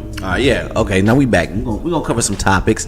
My man Jordan had to leave, so I'm gonna go ahead and read these. I'm not good at reading, but we're gonna do my best. Oh, I like that. We like that. All right. So in Toronto, there's some chefs that opened the first HIV positive restaurant to dispel stigmas. Now I'm just gonna read this real quick. It's a pop-up restaurant in Toronto that's creating quite the buzz, and it's not for food. According to People, June's HIV Plus Eatery is trying to change people's perception about HIV. People who ate at June's HIV Eatery on November 7th and 8th were served food cooked by those who are HIV positive. The site claims that the purpose is to show people that HIV isn't easily transmittable as many think, especially not through food. The chefs wore aprons that said, "Judge the cooking, not the cook." Think you can get HIV from food? Bite me. For many, this is not funny. I don't know why I'm laughing while I'm reading this. But for many people living with HIV, it's the stigma that hurts, which I can agree with. The press release reads, June's HIV Eatery is an opportunity to fight stigma with every bite. I think the silly shit they're using to fight it is kind of weird to me. To come together in a show of love, support, and acceptance, and to dispel the myths of HIV that condemns so many that suffer in silence. Now, the question that Jordan was asking, which is a good question, why do you think there's such a strong stigma around HIV and HIV people? Hot takes. I mean, shit. Hot The stigma or the perception is you can be around them and damn near breathe the same air and catch HIV. Right, which is a good question because we know that's not true. So we Of still have the course. stigma. Right. So why do we have that fear? Well, I got That's death. Go ahead. I got the crash course on HIV, like up close and personal. My aunt passed away of complications of HIV because you never really die of HIV. Right? It's an pneumonia or whatever. Right. Sorry to hear that, by the way. That's so shit. Just God takes you in a lot of different ways. Absolutely. So with what I learned during that time was, first of all, you definitely have to treat your HIV so that it doesn't become full blown AIDS. Right. Which is why a lot of people just have like these ignorant things to say about like guys like Magic Johnson and stuff like that, and people who just are just like, oh, nigga ain't got no AIDS, or he doesn't have blah blah blah. You look at him, He's just taking care of it. Like, first of all, he had the resources to take care of himself early, and and treated, and he stayed on top of, and there's a number of people who Done the are same living thing, like magic, right? And then right. and I think that the stigma is, well, if they cut themselves, am I gonna get it, or you know what I mean? But like for a restaurant, for the person to be cooking your food, you don't want them to cut themselves and bleed in your food. No. If they're completely healthy, Right. You know what I mean? Right. So Right. obviously, the same protocol would be followed by someone who's HIV positive. Right. And when you're HIV positive, it kind of gives people the idea that like people would be like, well, oh, if I had HIV, man, I don't know what I do. I probably just might as well just kill me now. Yeah. You know what I mean? Or just just certain things that are just like a little bit hasty. Right. And if you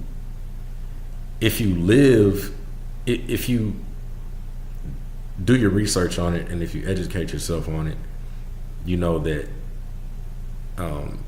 if you have the resources and if you have the willpower to kind of treat yourself, then you can live a full life and do everything that everyone else is doing. Right. I think it's a good idea. I think, though, at this point in the game, we shouldn't even have to be having an HIV positive, as in like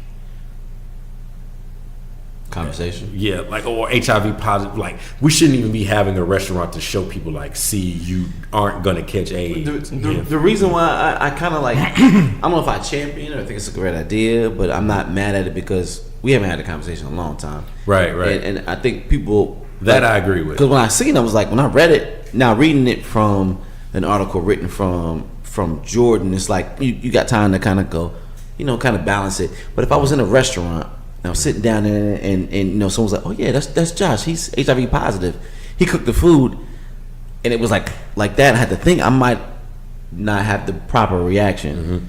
Now looking at this, kind of like, okay. And the other thing is that like, it's probably a tough thing to just jump out at you when you hear it. Yeah. But it's also like, I'm probably not eating AIDS, and I'm okay with it. Like, exactly. And also, it's. I mean, when they explain how you can get it, like when I grew up, it was like super easy to get it in terms of the thought process. Yeah. Breathing, hugging somebody, a sweat gland, whatever it is. Now it's like, no, it takes like if you were to kiss somebody with AIDS or HIV, it's like, nah, it takes like 40 million gallons of spit, or it takes a lot. It's like, I mean, not to be unsafe, but it kind of was like, but it's just like you can be normal around somebody with HIV. It's not, AIDS, right? There's a kind of a study that you can, like, there's a form of hepatitis that you can pour into a pool and everybody will get hepatitis. Hepatitis is contagious like a motherfucker. Yeah, like there's like so many different. Yeah, but you could pour AIDS into a pool, and nobody in that pool will get AIDS. Right. It's strictly sexually transmitted. We're worried about the wrong. transfusion. You think we're worried about the wrong illness? I think we are. I think at this point,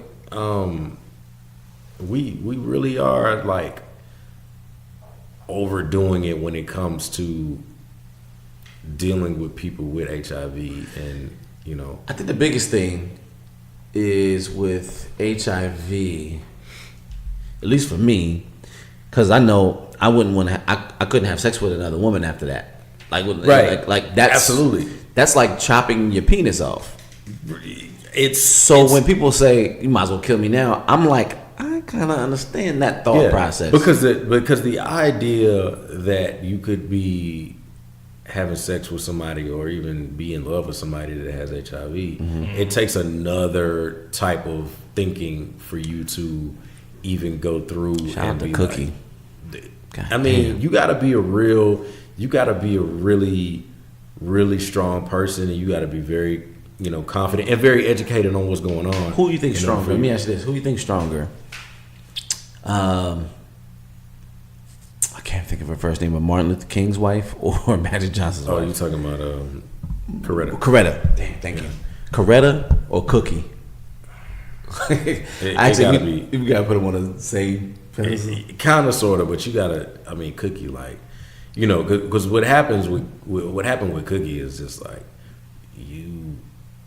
That's some shit that Because it was almost because they both were being, you know, they were both like doing whatever outside the marriage. Yeah.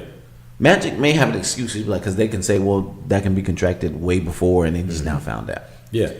You know, Cookie. I mean, that's a bomb. Because he's still alive. Yeah, and she's not even infected in any type Or kids. That's a lot of grace of God right Man, there. because I know Magic would feel super bad if his kids came out or his Yeah, That- and whoa, I think she was pregnant at the time. Yeah. And it was. It's man, that's a crazy. lot of.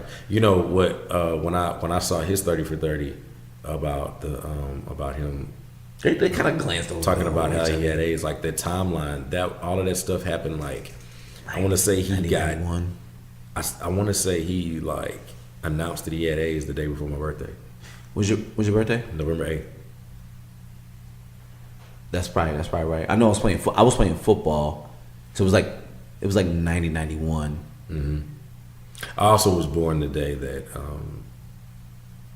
Old Bush was Elected George H. H.W. George H.W. George Herbert. And then my birthday last year was the day that Donald Trump was fucking Ooh, elected. yeah, you got election birthday. Yeah. But what about Barack? It was a couple of days before, Oh, okay. like November 4th. He got a bad birthday then. You know, when his birthday falls on election day, There's some fuck shit about to go down. Yeah, some fuck shit about that. Well, put it like this: my birthday is the same day as Donald Trump's. And Sheree the Gemini, what's her name? Never mind. Anyway, I have the same birthday. I have the same birthday as Esther Roll but you're the same day as her. and SZA. oh, what really? SZA, Esther Roll, Bobby Bowden, You got some Rochelle. white people. and Minnie Riperton. Rochelle and Jimmy. Okay, that's a good list. You're Scorpio. Yes, What's interesting? I'm Gemini. Sorry, we got some interesting a Gemini. motherfucking me Scorpio. I'm 2 days after Barack. You are Capricorn. Leo. I forgot about that. You post online pictures. You the worst lion ever too. You ain't even aggressive. I'll be like, you do. He be like, oh, I want to make sure they're. Man, you get your man. I can wait to get your main, your real man. You guys following it? Y'all like anybody like the Ball family? Who's fucking with the balls? Balls. You fuck with them balls, You baby? fuck with the ball. You know, I don't. For the first couple months that I heard about who LeVar Ball was and all this talking he was doing, I thought he was a clown. Yeah. I still think he's a clown. Yeah. Now I just don't care. Now it's just like whatever, man. Yeah. Like you wrote a check that your kids are going to have to Cash in. now cash. Yeah. And we got to deal. We're just gonna sit here and watch Lonzo. And if you get cooked, then you get cooked. I'm a fan. But I know where you're going with this. So Dude, before we get to what I'm going with this, I'm a fan of the whole of the balls. Oh, You're a fan of the balls. Oh, yo, I love the balls. I just want niggas to actually get the shoes that they bought. I got a sweatshirt. I mean, but the sweatshirt's easy. It is. Like we can all go get a sweatshirt. Exactly. With Big Baller brand on it. Yeah. I want niggas to get them shoes though. No. 'Cause Okay, let me ask you this. When you see a nigga with the shoe, you see a nigga with the baller brand shoes, what you gonna say? Yo, those are dope. What you gonna be like, for real? What you gonna do? the first design of the shoe, I hated. The patent leather one you like. The patent leather one is a little bit. But you still wouldn't pay. You still wouldn't pay that price. redesign that they did, Yeah. I was okay with, Right. but it still wasn't like let me pay $500. Right. The price point's still high. Like it's Nikes that I love that I would never pay $500. What about the younger son? The Bello shoes is terrible. You don't like them? No, I wouldn't pay that much, but I do know because I have like I have like at least 3 dudes that have their own sneaker line, but they're Yeah. independent and their shoes are all around that price, some 800. Because when it's your own shoe, Yeah, and you're paying a lot to make the shoe. yeah, and you don't have a lot of other resources to make it less. And I applaud that, and I Yeah. applaud the goal of it, and I understand the Right. business aspect of it. Right. But first of all, you're delivering it wrong. Think so? How Yeah. So? How so? I mean, it's just one of those things where it's just like, no matter what you say, your sons are gonna have to go out on that court. And I applaud the fact that this is a man who's in his kids' lives, in a climate where fathers just aren't. right. I applaud the fact that, you know, that he's just there and he's talking them up and he's there to do all of that. But it's just the same as, you know, your daddy go out in the street and kid across the street is, you know, the big bad kid on the street, and he's like, my son will whoop your son ass. Right. But But you don't need, not even. But see, with that example, right? There's physical danger. He got to get his ass whooped and get bloodied up, all that kind of stuff. NBA is just like, you know. But it's principle though to me. So like when you Okay. think of it, when you say my son can whoop your son ass, Yeah. well, that is assuming that I want to fight to begin with. right. They all do though. They all got like they all. But there is a way, like, because I grew up around a lot of LeVar Balls So same here. in Same here. my life. Yep, same here. And some of them were white. 'Cause you played a lot sports. of them were Right. white. And I grew up I in knew- Colorado, so I'm saying Yeah, I played with kids whose dad held them back a year so that they can be ahead of the kids in school. I've 2-3 years ahead of me. I understand. Yeah,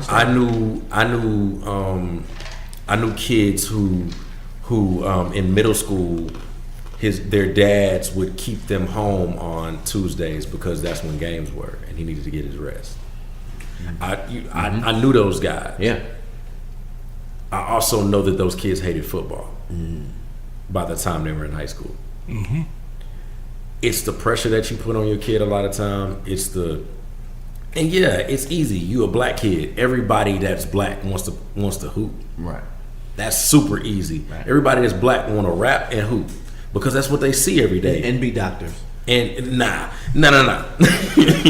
Ain't no doctors, bitch. We just saw, a black doctor killed Michael Jackson. Don't nobody want to be no doctor. Straight up. You know what I mean? Shout out to Houston doctors. Yeah, man. Take us home like that. God damn. That's fucked up. From the Acre Shaker, baby. But yeah, like it's just one of those things where it's just like the delivery is wrong. It's you gotta stop assuming that this is what I want. Because I could be a 6'7", ventriloquist. But Well, you acting, you talking like I'll give it backstory because he was letting them figure out what they wanted to do. yeah, and they all gravitated towards basketball. He was trying to put him in football because he's a football player. Yeah, he's a football player. And Lonzo gravitated to basketball. The other two followed along what Lonzo did. Yeah, and so and at what point, like, I watched them do the sneaker shopping on Complex. Did y'all see that shit? Oh yeah, I did see that. Yeah, Them kids didn't get 2 words in. yeah. And at that point, it's not even the fact that at that point it's not even about the No, other they shit. didn't. They didn't cut it to where they Where got they words had it. in. Yeah. They cut LeVar shit in. Yeah. because he's saying provocative shit. Yeah, and at that point, it's not really just like about anything else other than like I want to see the kids' personalities because Do you watch the show on Facebook? I do. I watched like the first 2 episodes I've watched the first season. and You get to see their personality. Yeah, and for all intents and purposes, they knew niggas. Yeah, They knew niggas. Yeah, but they, you're absolutely right. But I understand it. I mean, the oldest one is 19. Yeah, well, 20 now. Yeah. just turned. Just turned 20. Yeah, just turned 20. I get it. I don't. From a basketball standpoint, I don't think LaMelo's that good. Youngest motherfucker to get a triple double. You saw that? That's fine. But who was he playing though? Let's see, who did he play? Well, he almost got one when he was 19. He was playing Phoenix. No. But I'm when not he talking actually about. got I'm not it- talking about Lonzo. Oh, okay. Lonzo's gonna be okay. Lonzo's yeah, going yeah. through that. I'm with you. I think you about to say what I think. I'm looking at the youngest one. The The youngest middle one. The youngest one ain't that good. The middle one ain't. He's only 16. The middle one ain't got it though. No, it doesn't. It doesn't. Not to me. But he's 6'4". He's not elusive. He's not. He's But- fat.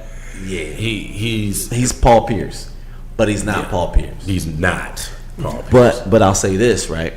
The youngest, he's only 16 years old. Yeah, but my problem with him being 16 and playing the way that he plays is that he's learning bad habits. Bad, very horrible, early. terrible habits. And even in football, you learn tuck the ball. Right. You learn catch the ball with two hands. You learn how to do.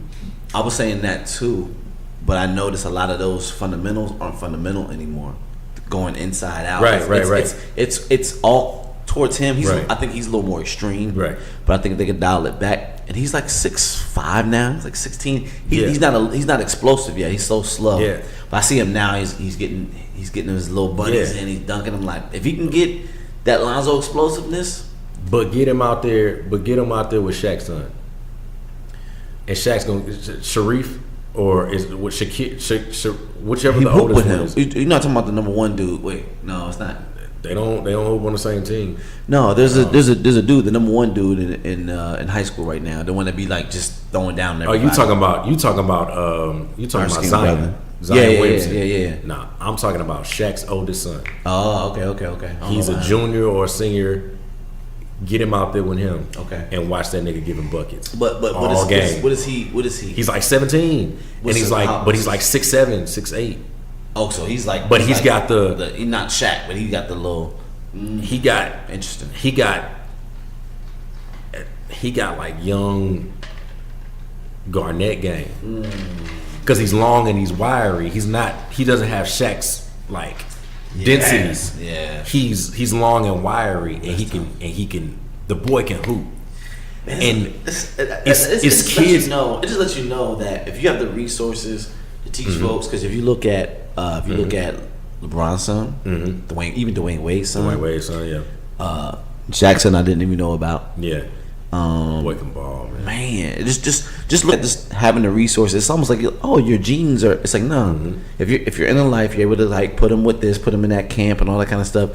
I mean, you can pretty much that lets me know like even just going back to like me doing photography. That's not something I grew up with or nothing. That's something in my genes, but it's just like you do that, you grind it out, and the level you'll be there. And if you're a little more gifted or talented, it may. And my thing with LaMelo is just that like it's better kids than him.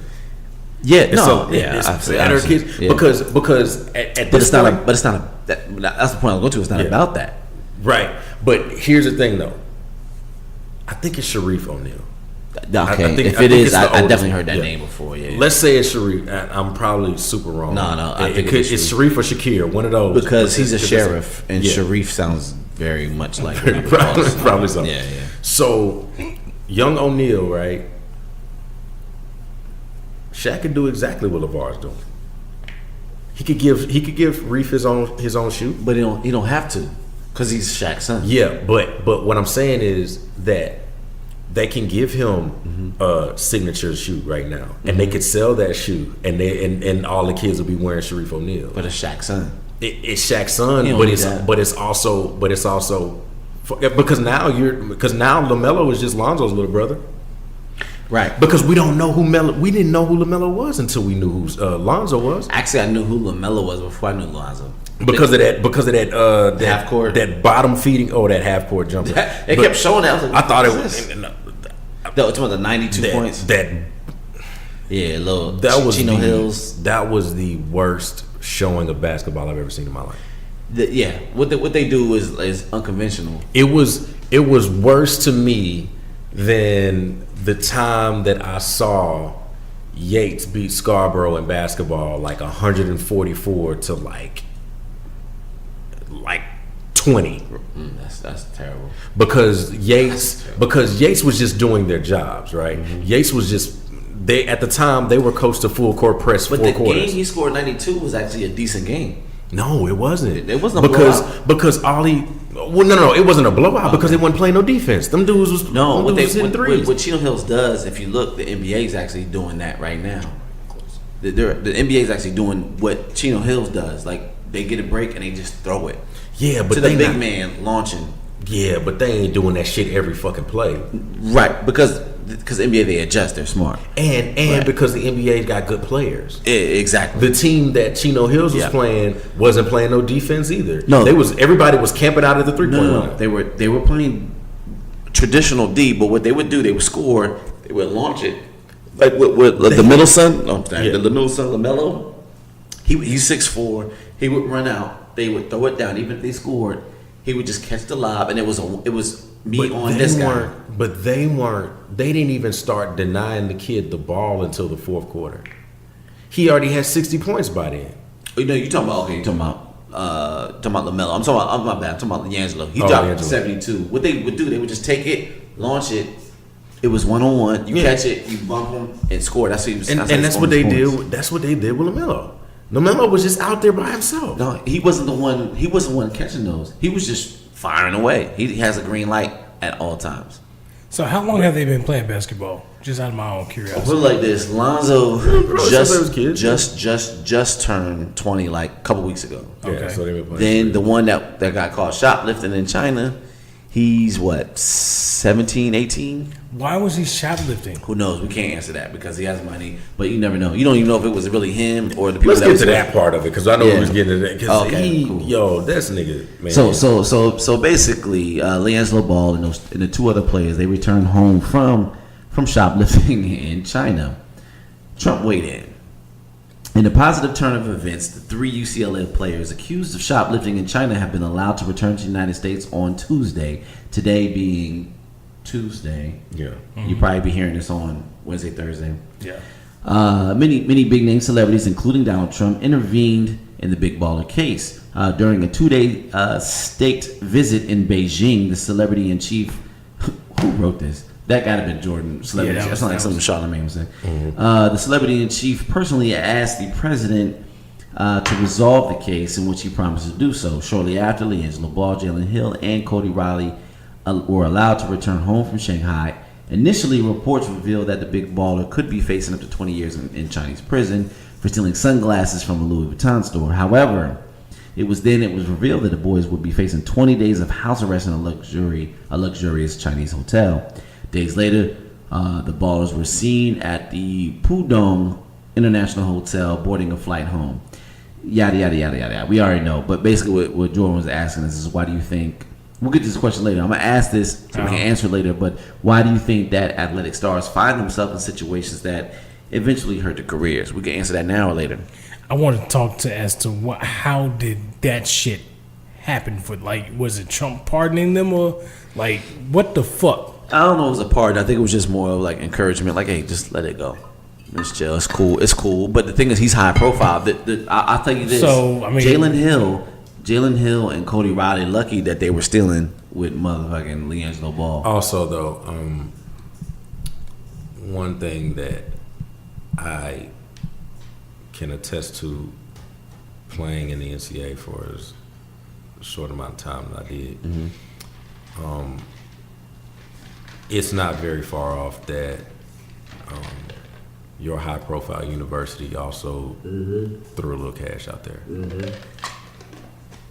Just to get them out of there and then maybe say, look, you can't be on this team. But and this is totally unrelated and it kind of doesn't have anything to do with it. But the mere idea of a guy like Reggie Bush can get in trouble and then the school can bury it for years. Can bury it, but then when they get caught, throw the player under the bus. That was terrible. And then completely disown anything that has anything to do with Reggie Bush. Whenever he played, yeah. And then continue to be USC is the same thing we're talking about here. Yeah, and they allow Kim Kardashian at the games. Her pendant is still up, and her sex tape. Yeah, and you know what I mean. Like it took a while for them to.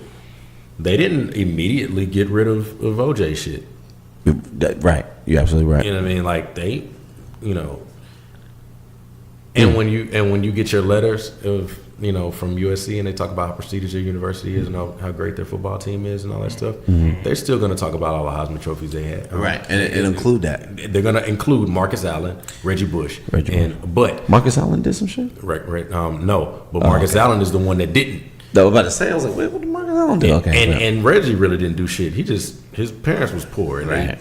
Simple and plain. Put some money in. So it doesn't surprise me that a school like UCLA probably says, man, we can't have this shit on our right. thing. Right. Because, another group of people that ended up stealing out in Japan back in the early 90s was the TSU band. No way.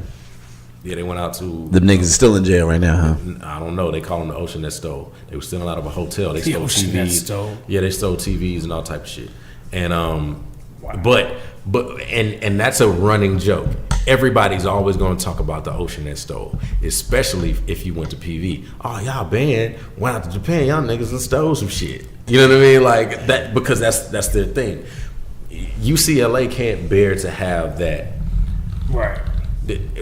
They don't want USC kids down the street talking about, oh, y'all's basketball team. First of all, y'all, y'all might have all these championships, but remember that one year when those 3 kids went out there and stole a pair of sunglasses out of the Louis Vuitton store? I think it would be even worse if they were still in jail for 10 years. Yeah, and the problem is that I didn't think that many things could be done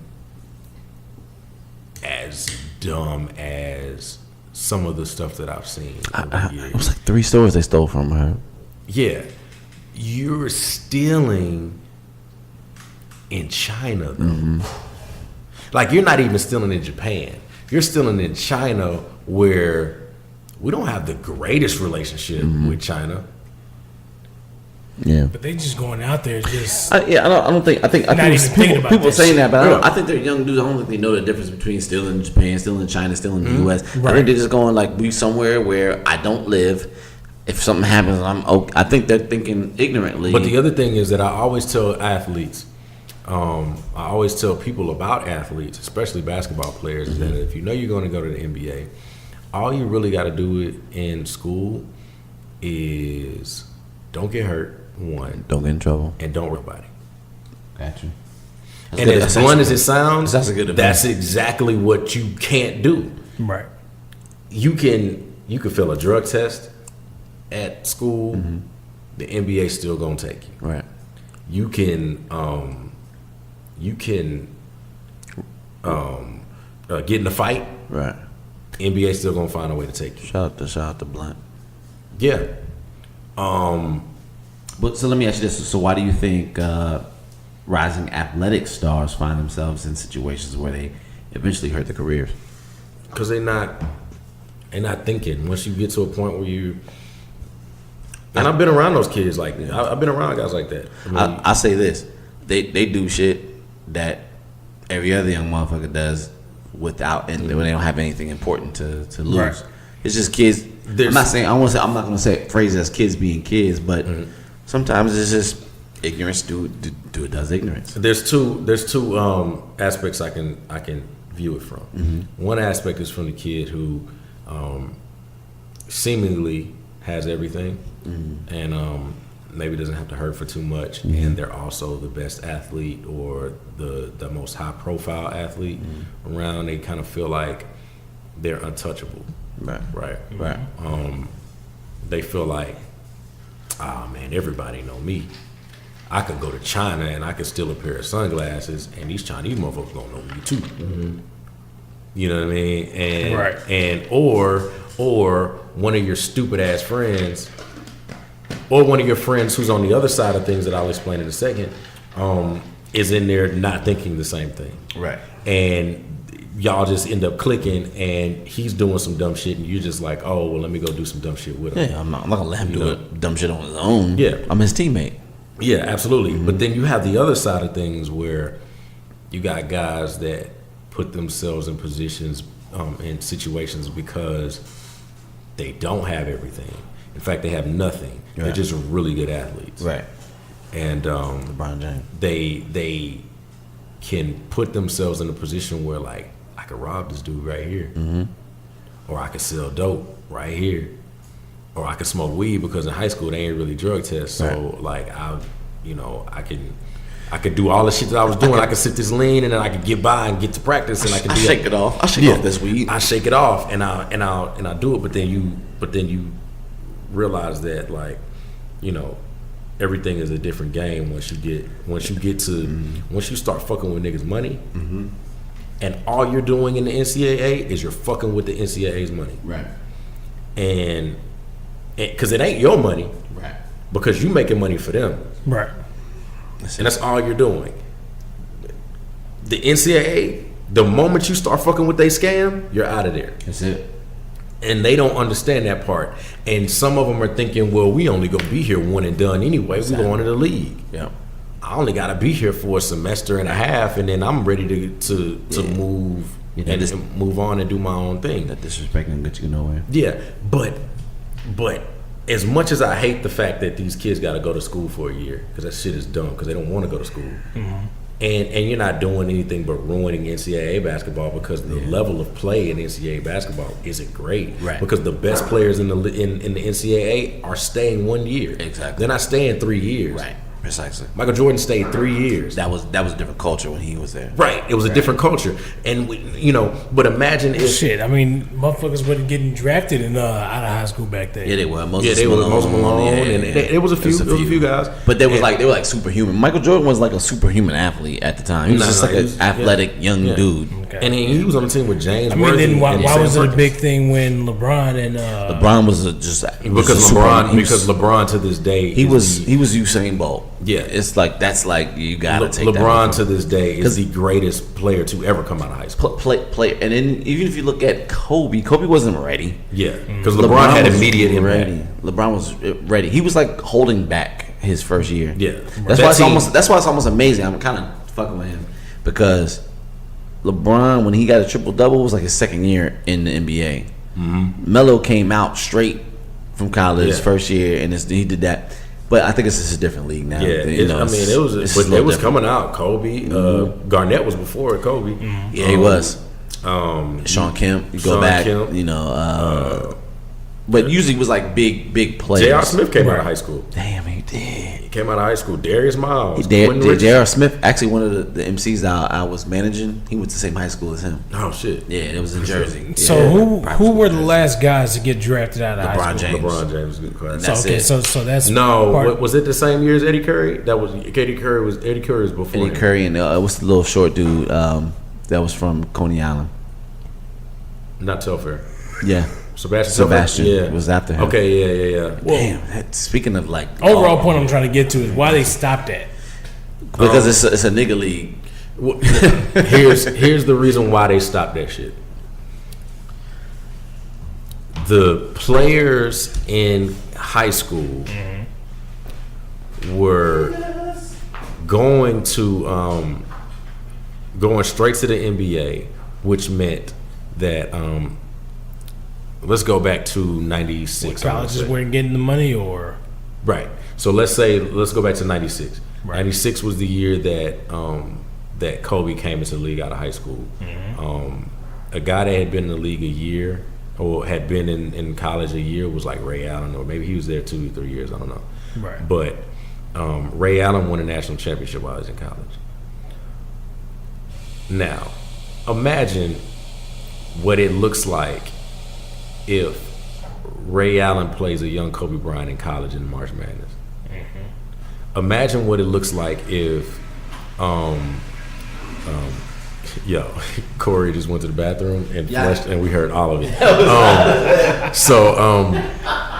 Imagine what it looks like when 2003 draft was Carmelo Anthony, Dwayne Wade, LeBron James, Chris Paul. Chris Paul went to Wake Forest. Dwayne Wade went to Marquette. Carmelo went to Syracuse. Syracuse won the national championship that year. Now, imagine if Melo stays another year to defend his title, and LeBron is playing at Ohio Duke. State. He's supposed to go to Duke. Or anyway, he's going to go to Duke. He's supposed to go to Duke. Imagine if he goes to Duke. Imagine the type of money that they make. Oh my gosh, they lost a lot of money. Because Even Dwayne Wade. yeah, because let's be clear. If LeBron's playing in the if LeBron's playing at Duke, Syracuse ain't playing Providence or Georgetown or any of these schools that So now you're getting into a whole nother layer of it that I really don't watch like Well, college we basketball. lost a lot of stories. One and done, you don't get a story because you once you get the story, it's like Sweet 16. Yeah. It's like, oh great. So what's happening now is the NCAA is like the NBA is getting all these players, and the AAU teams are getting all of these players. But we don't get none of them. Yeah. We missing out on money because ain't nobody gonna watch our Final Four if Anthony Davis ain't in it, or if Boogie Cousins ain't in it, or if John Wall ain't in it, or whoever else. Yeah. We gotta make them go to school for a year because y'all fucking up our money. Exactly. The money It ain't that got- they ain't paying nobody. It ain't got nothing to do with Right. academics. Nothing. Because if it had anything to do with academics, then DJ Academics wouldn't be on Everyday Struggle. yeah, exactly, right. But no, like if it had anything to do with academics, then the graduation rate wouldn't be so low. Exactly. For one, like Duke has like one of the highest graduation rates because it's fucking Duke. And because Krzyzewski, he looks for a different athlete. He's looking for someone to fit his Looks system. for a different. But even then, he had to adopt the one and done situation because he had to continue to compete. Kyrie and Yeah, if it wasn't, if it had to do with academics, then coaches wouldn't be telling kids around the country to take take easier majors. classes. Yeah, absolutely. You wouldn't even tell a kid that they could go to school. They could only have to go to school for 1 year because you ain't Right. getting no degree in no one semester. Right. Once basketball season starts, you know how many classes you need to pass to even be able to play in January? 2. You know what you need in those classes? D's. Get the fuck out of here. That's awesome. If you wanted to play, Not in really. the national championship in football, and the national championship's not until January, you only have to get 2 D's in your class and maintain a GPA. 1.3. God damn. 2 So- D's. What is the okay? So now that So if you're a freshman, you don't even need that. You don't even- because they don't even wait. They do about a whole year Right. and not the semester. so now what is the rate of those guys actually making it to the leagues? The That's in terrible. the NFL is in the NFL is it's way less than 1%. You have over 120 schools in the Division 1.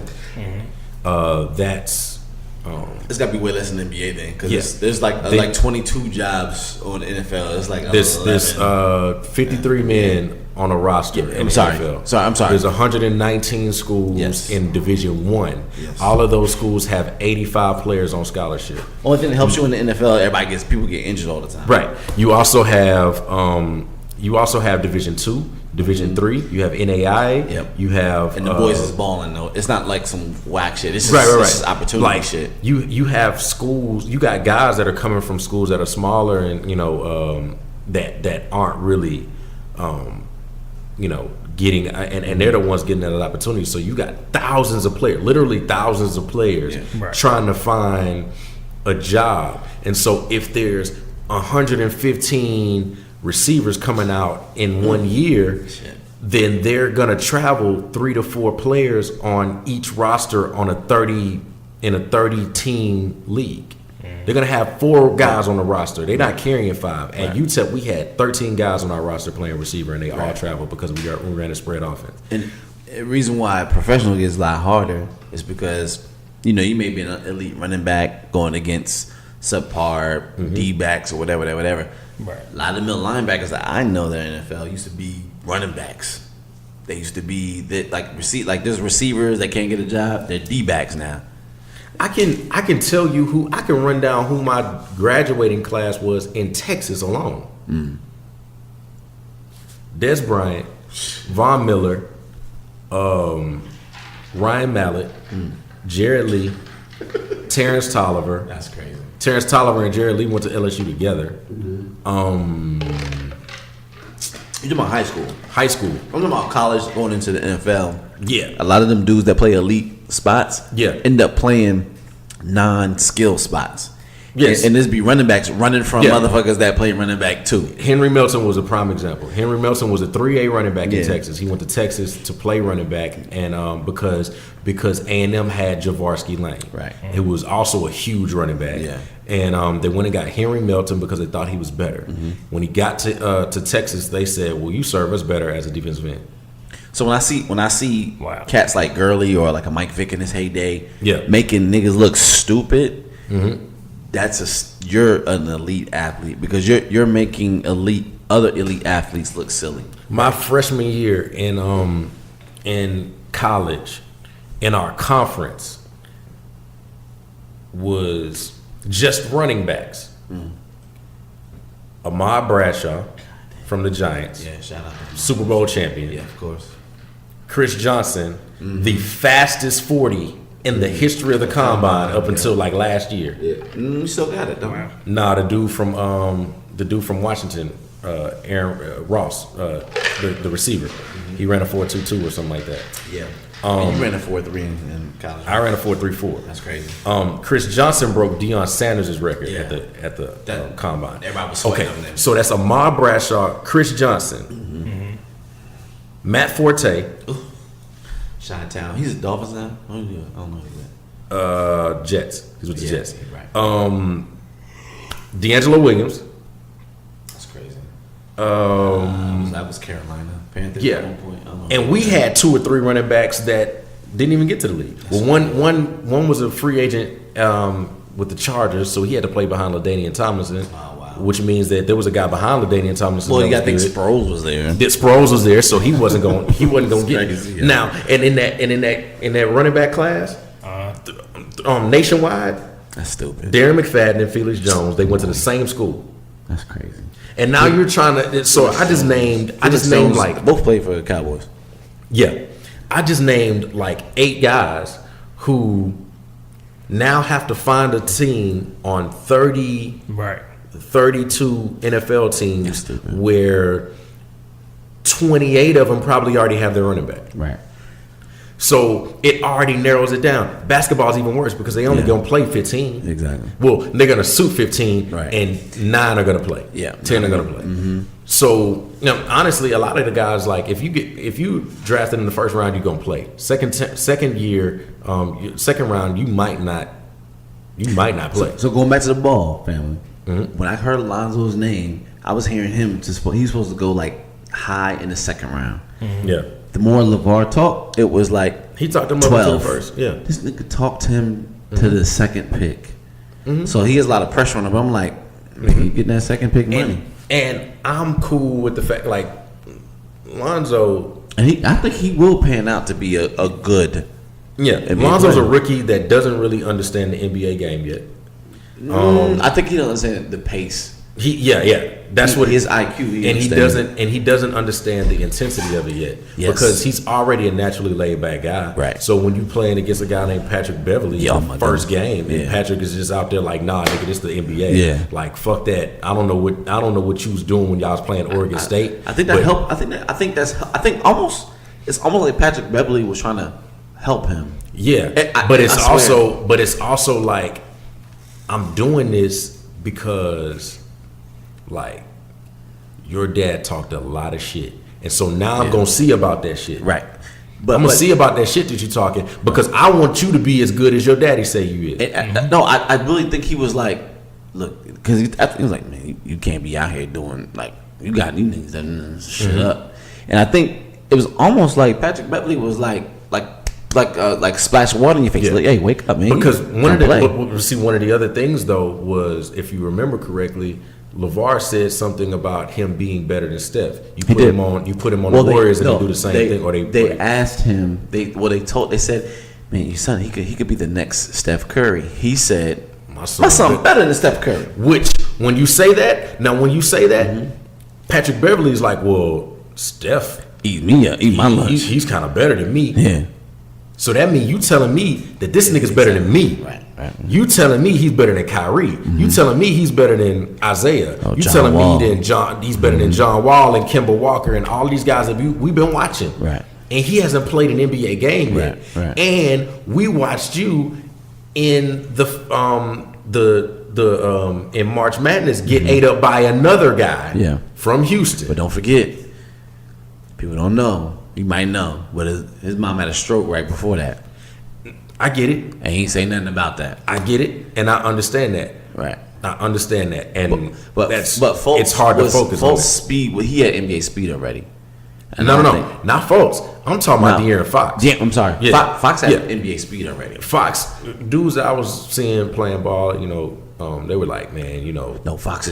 they said Fox was the Outta best. here. They said Fox was the best player they'd ever seen. That nigga's In high school. is a blur. And so my thing is like you done told everybody. That's just like it's just like when you with your homies. Like some people got that homie that be like, man, my nigga right here whoop any nigga out here, Yeah. outside the club, and you like, dog, like, why would you say that? But I watched him when Kentucky, because he played for Kentucky, right? Yeah. It was a blue team. Yeah, it was Kentucky. And they were undefeated. Yeah, And knowing who UCLA was, I didn't know who this dude was. Yeah. I heard all this talk because it was right after. and then he's better. Alonzo He ate his ass up like salad. Yeah. Toss salad. We're Preference. just gonna toss the salad. Yeah. That's a fan preference. But nah, but he went to work and he hit big shots and they ended up winning that game and I was like, that's what I was like. Pay attention to this dude because all I heard was about De'Aaron Fox for a minute. And but see what it also does is Retaliation game in front of everybody. What it also does as a freshman sometimes is that you get into the league and you already have this name, and so sometimes you feel like you're too big to do the things that rookies do. But you are still a rookie. Yeah. And the problem with him being in LA is that there's not enough guys in there that's played for 10 years that's telling him, nah, fam, you gonna have to come carry my bags. Right. Nah, bro, you gonna have to come in and there ain't no vet on the team. It's all young motherfuckers. It's all young motherfuckers. Yeah. If Kobe's on that team though, like you've heard players. It went last. You've heard players say, when I met Kobe, that man told me never to speak to him. Which I think is kind of corny. It's corny and it's kind of a dick move, but it's also like at the same time it's like you need a veteran or two to do that. Not you not got the to biggest star. You got not to Kobe, you got to have the guy. You got to have even down to the core of it. You got to have a Rick Jefferson on your team. Exactly. You got to have a Vince on your team, or somebody that's like. You name all these New Jersey Nets and shit. Yeah. Hey, bring your little young ass over here. Yeah. You're gonna bring donuts every single day. Right. And you gonna do that shit all the time. Right. Because this is what's gonna like. Because he getting superstar treatment. Because I've heard people. I heard Richard Jefferson and Channing Frye talking about that. They're like, man, all you gotta do is listen to all you gotta do is do what your veteran says. Yeah. They're not telling you to go and embarrass yourself. They're just saying, hey man, bring the team donuts. But hey man, bring the dry cleaning. He does have Magic Johnson and Luke Walton. Yeah, Depends on what they're telling him. Yeah, but Magic Johnson ain't gonna be able to come into the locker room and insert himself into the locker room because he's not the coach and he's not a player anymore. Yeah. And so if he did that, then he'd be doing what Pat Riley did with the Heat, and coming down there in 06 and coaching the team and shit. Mm-hmm. And if he wants to coach, he can coach. Right. But and Luke, he can tell you what to do. Right. But he's not. Luke's not his veteran team either. Yeah. Right. Do some shit that the coach don't know about. Right. Yeah. And so, what it comes down, and Richard was like, you don't, like, all you got to do is, we tell you to go get the donuts, go get the donuts. We tell you to bring the dry cleaner, because you get assigned a veteran. Right. So we tell you to get to go get our car washed or something like that. You do it. Yeah. And if you just keep doing it, they'll take care of you. Right. It's just kind of bring you down to earth. It just lets you know that like, like understand that this is great that you're in the NBA and you be able to feed your family and that's great. But I'm also gonna teach you some humility about this shit because this isn't gonna be what you think it's gonna be. Like, you're not just finna come onto the team, and I guarantee you, the rookie on the Warriors right now, he can't run around here talking about, I play for the Warriors. Yeah, exactly. They like, my nigga, you play for the Warriors now, but you ain't had nothing to do with this championship last year. Exactly. Yeah. You know what I'm saying? It's different. It's way different. Yeah, like Charles Barkley came in with Moses Malone. Yeah. Jordan came in with Oakley. Yeah. The freshmen on Alabama's football team ain't have shit to do with the championship that they won 2 years ago. Not one thing. Magic had Kareem. Yeah, Magic had Kareem. Kareem had a guy at the Bucks that was telling him, what to do. All of them had somebody. Yeah, Mike was a little bit different because he had Oakley. He had Oakley. Yeah, he had Oakley. He had, but Oakley wasn't but a couple of years older than him. But that's true. Yeah, but Oakley was an old school dude. So Oakley but it was another dude I can't remember. It was another like center that he had, like Coolidge or I can't remember. Yeah. Somebody he had. Orlando.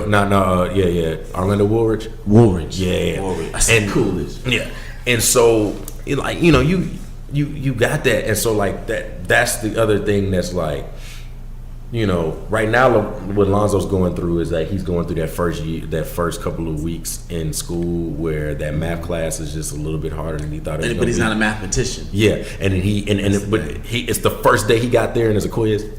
Right. And you're like, what the fuck? But what also made it worse was that his daddy put that damn target on his back. Yeah. His daddy not letting him play basketball. His daddy's already he better than better than. I think he's putting a parachute on his back, and he's running and he's not running as fast because he has that parachute on his back. But it's gonna get clipped soon. Yeah, they benched him last night. Year 2 or 3. It's gonna be, and he's gonna be out of here. They benched, I saw that. They benched Lonzo last night. Yeah, I saw that because that's because Clarkson was getting busy. Yeah, and they also won the game. Yeah, you know what I mean. Yeah. And it's just about like sometimes with Lonzo, maybe it helps that Derek Fisher's in front of you. Right. Maybe because they don't have the same game, but at least you can see what he sees on the court. See what he sees, see the aggression, see what you're doing. This is what you want on the court. This is what I need to do. This is what I need to stay on the court. It doesn't have to do about scoring. Because to me, I'm not worried about the scoring. I know that the percentage is down, all that kind of stuff. But I look when he's on the floor, his turnovers are down. His rebounds, his assists are high. He runs a team. But then what happens to the other kids though? What happens to his brothers? Because what happens when LiAngelo gets to the league, or if he gets to the league? Because he's not Lonzo. I think Lonzo was the one. He was like, look, it's all about the W. LaMelo, I think LiAngelo or LaMelo, it's all about. Because here's the problem that he's gonna have. Here's the problem he's gonna have, and I'm calling it now. Lonzo or LiAngelo. LaMelo. No, LiAngelo is the middle one. Yeah, he's not gonna. Here's the problem that LiAngelo's gonna have, because your dad just told you that all three of y'all gonna be a Laker. Okay, cool. Well, he said he's not gonna make it. He said LiAngelo's not gonna make it. He said that like months ago. Well, he says that because he says that in a standpoint of I'm pushing my son to do what. Okay. But LiAngelo, what happens when LiAngelo is like, fuck that shit, I am going to the league, and now you've stolen some fucking sunglasses out of Louis Vuitton, and your team is like, your coach is like, you are suspended indefinitely. Did you see the meme where it was like, he never played a game in college, but he leads the league in steals. Yes, that shit's funny. But then now you no longer have ample enough footage to get on the court and playing, because your brother ain't killing. And so, and then and LaMelo, of course, he's going to UCLA or whatever, and and that's great. But you're from your sophomore year till your freshman year in college, you're gonna have to be elite, way better than, and you're not playing school ball because your dad pulled you out of school, homeschool, and you're playing AAU, and you're not getting, like, you're gonna have to get infinitely better than you are right now, right, because right now you're you're high school good. Yeah. You're California high school good. Yeah, that's what I see. He's high school good. You're California high school good, and that ain't saying much right now. Because if it wasn't for his brothers or his brother or his father, we wouldn't be talking about him. Right. So now when you get to the, when it gets time for you to go to UCLA, how much better are you gonna be? Right. Hopefully he figures something out. Yeah. Hopefully so, man. Yeah. And I really just hope niggas get the shoes that they ordered. I know, right? It's November I now. just hope they get the shoes they ordered, man. Yeah, man. I mean, if not get the shoes, I would like to see somebody else come behind and do that. Yeah. Like what you were talking about with Shaq. Yeah, absolutely. Like I think that would be dope. That would be. Yeah. That'll be I mean, if Jordan can ever figure out a way to step away from Nike, He did. He kind of did, but not really. I mean, it's still Nike. and create, like, again, I'm all good for creating your own brands. That's what we do in music, staying Absolutely. independent and doing our own shit and all of that stuff. But you can do all of that. But if the product isn't good, I don't think it matters. I don't think it matters anymore. I think it kind of does, though. I think it matters to people like us, but it doesn't. Yeah. Because I look at like It matters depending on how you market it. Yeah. No.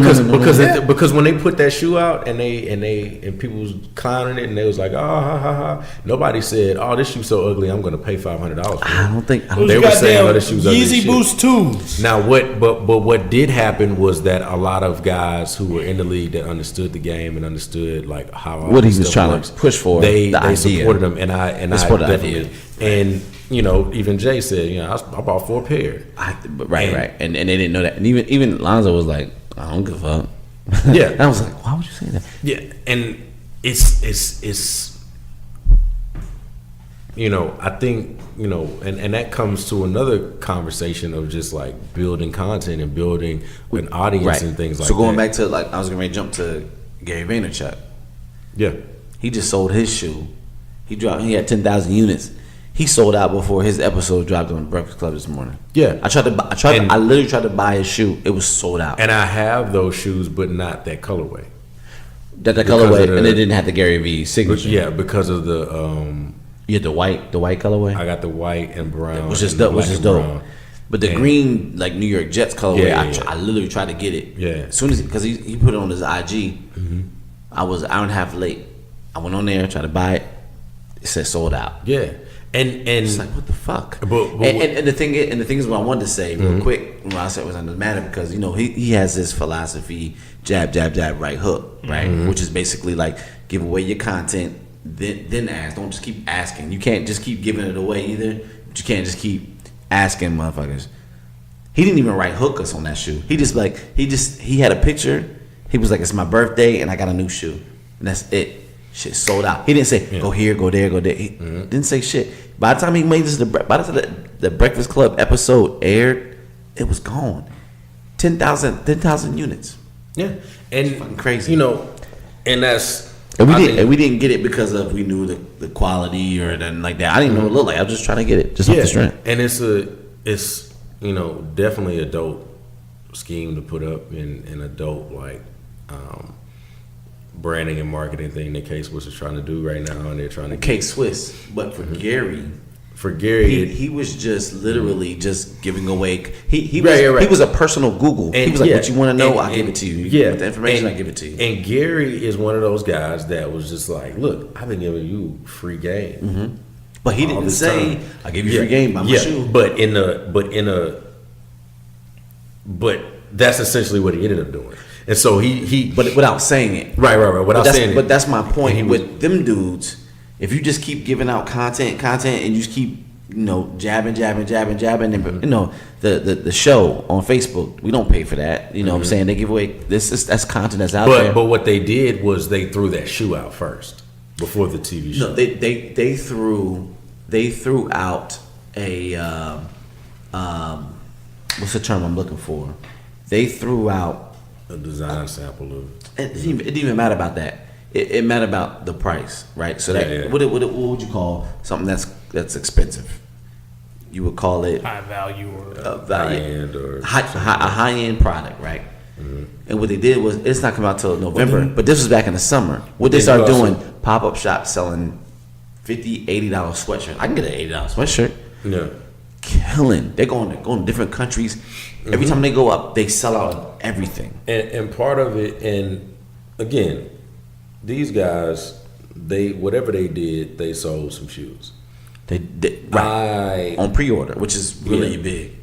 My thought process when they first put it out was that, okay, so you pre-ordering the shoe, you're not gonna get it till November or December. To me, that means that they have a design for the shoe and they got a sample made for the shoe, but they have no factory to make these shoes at. Right. And at that point, now I need to understand. Well, they had a shoe to show already. Yeah, right. They So got a sample. They had somebody go make them a shoe. Right. And for all we know, they were just stepping in a shoe with no insole, nothing on the inside. We don't know. We do know because he was wearing everybody else's shoe. Right. Exactly. Yeah, And to my knowledge, I think he's still wearing other people's shoes whenever he's wearing his shoe. Okay. He'll float around, but he'll still wear his shoe. So for me, my question then becomes: if I'm paying you $500 for a shoe, then am I really going to get my money's worth? Probably not, because the profit margin, Houston Trend magazine, right? How much magazines? If you went to the store, how much you pay for a magazine? Like $12.99 or something like that. Not even that. You probably pay like $3.99. Is it cheaper like that? Is it cheaper like that now? Hell yeah. Yeah, I get because print is kind of going. Yeah. But if Well, you no, like shit. Sources and double XLs and all that shit was always like $3.99. right, Okay. But if you're trying to buy I an thought it was independent, like somewhere in between. no, if you're trying to buy Like for an independent magazine, Okay, yeah. you're trying to buy. The subscription was $12.99, but you would get that was for the year. Right. But if you're trying to do an independent magazine right now, that's just going to be like 18 plus. It's going, It's because you're independent, you don't have the resources to kind of put a bunch. You don't have the right. And it's I totally get that. Right. I totally. But a lot of get people don't. So they see it. They think he's just like they think like it's a $30 shoe and he's charging like 500% on it. Yeah, but what people don't understand a lot of times is that those people never made anything, so they don't understand the right what it goes into. Right. They don't know how much it costs to make an album. Right. They don't know how much. I mean, what they hear is immediately, it costs 10 cents to make a Jordan shoe, not understanding these guys have this big ass factory somewhere. Exactly. Perfect example. Your record, right? Like the price you're asking, it compared to someone that has an album that's dropping on Arista, it's way different from what you're asking, right?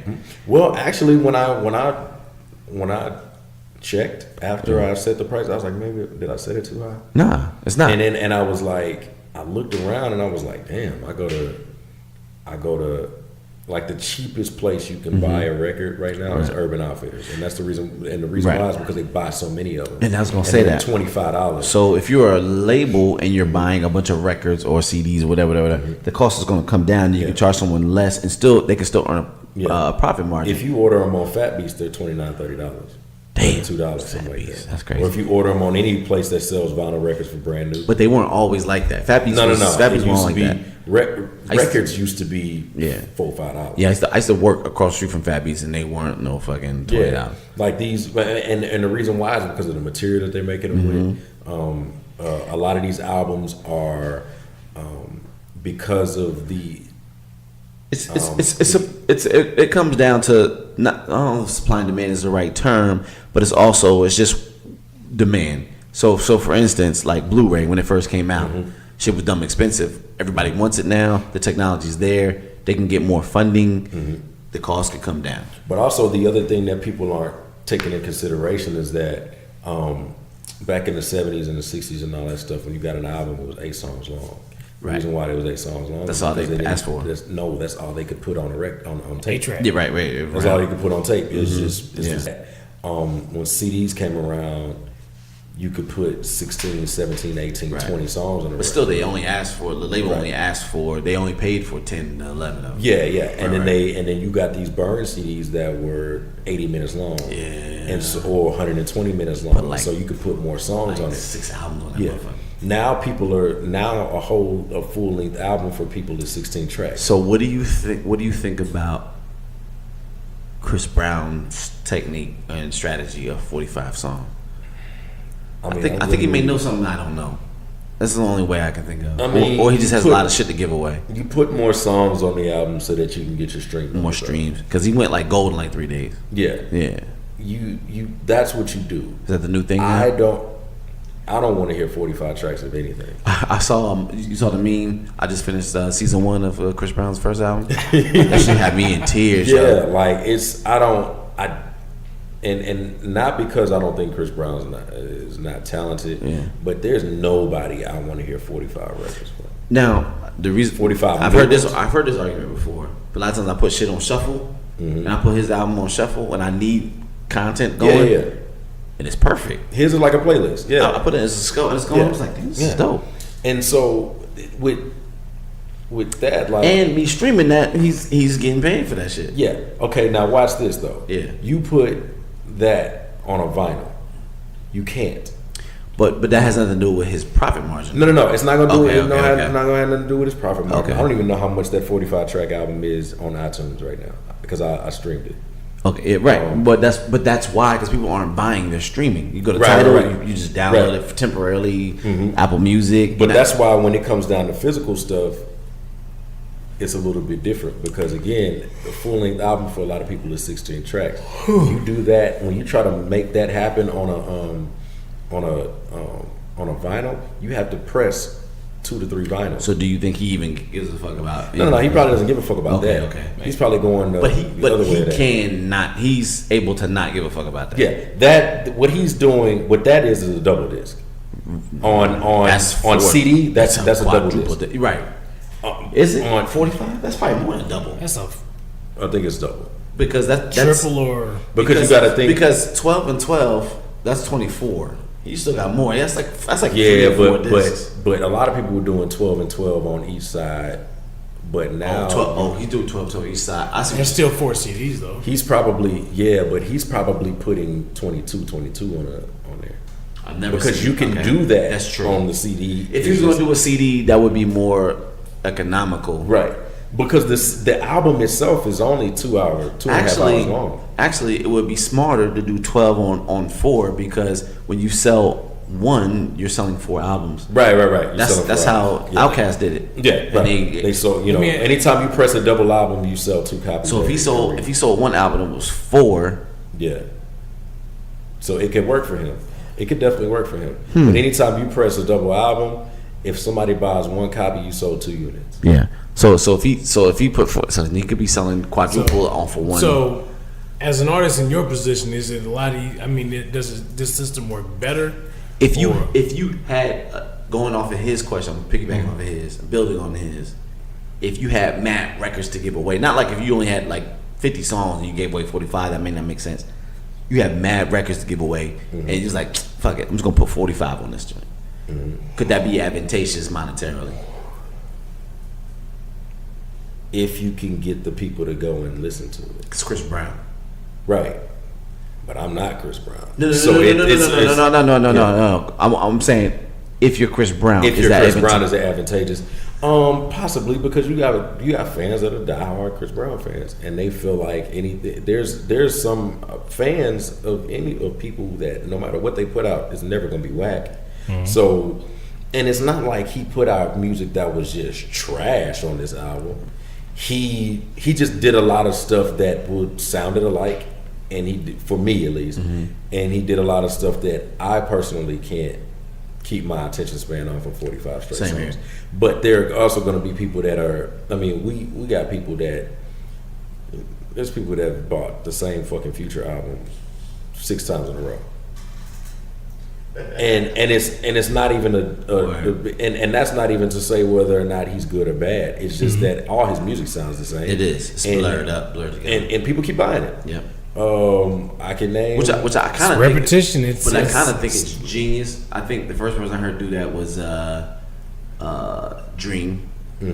He's like, they like the first one, I'm gonna make the second as the first one. And I was like, Because everyone wants to go, I want to grow, which I think is artistically, I think that's dope. Nicki did the same shit. Minaj. Nicki put out an album and then a year and a half later put out the same literally the same track for track, the same album. Right. And then added and then called it Reloaded. Right. And I think that's if you want to make money, business wise, it's a good idea. Artistically, it's not really a great idea. No, because then you start fighting. Ask yourself, what are you doing new? Right, and that's what she's fighting. She's fighting people saying that, and she's fighting. I'm like, you can't fight that. That's what you're doing. Yeah, and her issue is also that she hasn't grown as an artist. Right. She does what she does on different sounding records. Right.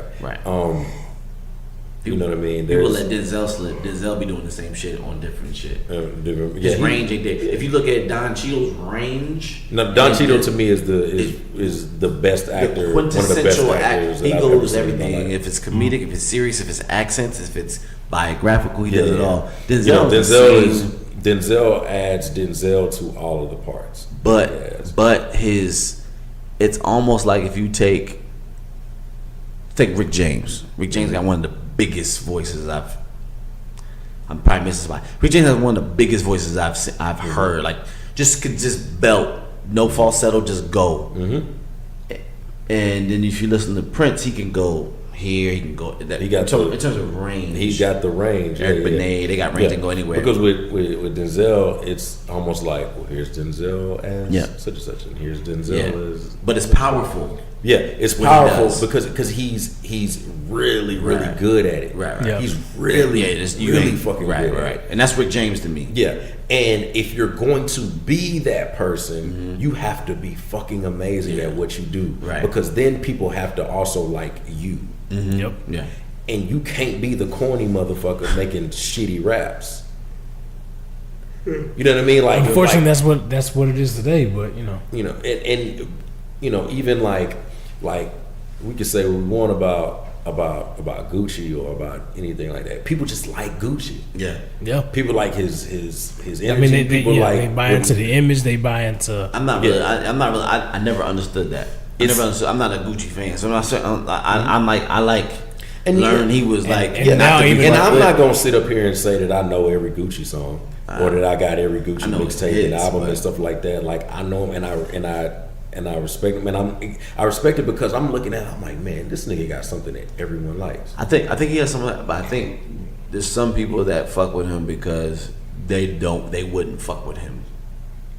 He's like one of them niggas you just don't fuck with. You got Gucci, you got he scares you into liking him. You got E40, you got Jay Prince, you got Mano, 50 Cent, you got Trick 50. I don't think people are scared of 50. No, 50. No, when 50 was out. When 50 came out, but I think that's gone now. But I think Luke. Nah, I still think that kind of. No, I think Luke. You can hear how people talk. People don't. The way people talk about 50, they won't talk about. They won't say nothing like that about Luke. Yeah, but you know E40. But you know why though? You want to know why they don't talk about 50 that way? Is because no, they do talk about 50 that way. Well, why they talk about 50 in a matter of like they're not afraid of him is because now he's gotten to something to lose. He's just funny. He's a funny guy because he hasn't shown like the thing is with the ones I'm running down, the E40s, the Tricks, the Lukes, the Master P's, the Manos, like somebody's probably tried them at some point. But then you also and they realize they're not to be tried. But then that word got around. Look what he did. They don't fuck with them. But you also got to remember that that 50 is infinitely richer than most of the people that you just named. And yet they still shit on him. I'm talking about the fact that shit on him. But I'm talking about the fact that like when you get to a point of being that rich, people think that you're not about that life no more. And so because I'm talking about regular people. Yeah. And I'm talking about coming up. They don't fuck Fat Joe, Remy Ma. They don't fuck with them. Ain't nobody fucking with them. But also that's because Fat Joe, as successful as he's been, hasn't reached the financial level that 50's at. So are you thinking like because of the financial, they have something to lose, so they can't. You know how many niggas really think that like Jay-Z just a bitch out here? It's just so many niggas out here that just off the strength of just not liking Jay-Z, they just think he a bitch. But they won't say something. And I don't think because they're scared that he'll touch you. I think they're scared just on a business level that he could touch you, right? But no, because the problem is that they just like, oh, that nigga corny, he just blah blah blah blah. He old, all of that. Oh, he old and all that shit like that. But first of all, you never say that to his face because A, you wouldn't be able to get to his face, right? and B, if Jay-Z walks in the room, you're gonna be just as in awe of Jay-Z as everyone else is. I agree. And so when you now E40 gives you a different energy because E40 be right there with the niggas. E40 be you can if he's around niggas that he trusts. Mm-hmm. If you put him in the room with Bun B and Bun B take him to a club, if Bun B take you to the spot, Bun B's another one. Yeah. No, wait. I think Bun B, even if he wasn't in the street scary, people have I think people have true respect for Bun B. I may be wrong. Y'all can tell me. Yeah, but it's just the same thing. It's just the same thing as like you wouldn't really try Slim, even though we know Slim is a good guy. Because and the reason why is this. People don't try Slim. People don't. That's what I'm saying. They're not going to just watch Charlemagne. You see who he talks about. He don't say nothing about Jay Prince. He ain't gonna say nothing about Trick. He ain't gonna say nothing about Master P. But he doesn't say anything about Jay Prince because Jay Prince, for the most part, stays out of the. We ain't gotta say nothing. Yeah, he don't say nothing about Jay Prince. But he also stays out of the limelight. Even when Jay Prince, even when Rap-A-Lot was Rap-A-Lot, Jay Prince was virtually out of the limelight. He spoke when he needed to speak, and that's how Jay Prince has always been. But he don't even have to. Exactly. And then when he does, it's just a little quick, and you don't hear nothing else. Right. And he's a guy who whatever he says he means, and that's it. Yeah, but no. That's my point. People when people hear him say something, either you do it, you check their street resume. Yeah. Who's this motherfucking nigga? And then someone goes, nah, relax. But you don't hear no more. But that's what I'm saying about Slim, and I think we're probably saying the same thing. I don't hear no shit about Slim. I don't hear no shit about Bun. I don't hear no. I can tell you, I can run down people. I watch these niggas. Yeah. And they'll run their mouth to whomever. Mm-hmm. Most Houston niggas, actually, most dudes, they don't say nothing about no Houston niggas. Yeah, I can't think of they shat on Mike Jones and Lil Flip, right? Maybe. And this is why. Okay. This is why. The reason why it was easy to get off on Mike was because no one ever saw him anywhere. Nobody knew where he was from. Nobody cared. Nobody did all that. They just saw the rapper that had the gimmick Jay Prince. But they feel because Jay Prince has I would say like roots. He has like right because even if you don't see him, you know it's a nigga around there that know him that's down with him. Right. And so that's the same thing that I'm saying about like about these people like 50 don't have that though. Like 50 can go into a room in some of these places and niggas ain't just gonna try him. Niggas ain't just gonna run up on him. And I'm not saying because the first thing about 50 is that 50 can fight. Second thing is and I know that because do we know that? 50 is a Golden Gloves boxer. Is he? Yeah. Okay. And still trains in boxing. Okay. Like he's he ain't just got popcorn muscles. Nigga can throw his hands. No, and then on top of that, nigga that would try. Also, now the part where people feel like, oh, maybe I could say a little something, blah blah blah, is because 50 now is at a point where he ain't got to be the one carrying the gun. Right. And he also isn't walking around with 50 niggas like he used to walk around with 50 niggas. Now, when you walk around with 50 niggas, you know that maybe 50. Well, first of all, 50 gonna pop it off, and then the other 50 niggas are gonna come at you. Now he might have 2 or 3 guys with him, and those 2 or 3 guys are going to handle you, and he's not gonna move at all because he don't want to fuck up his money. Right. But that's any boss.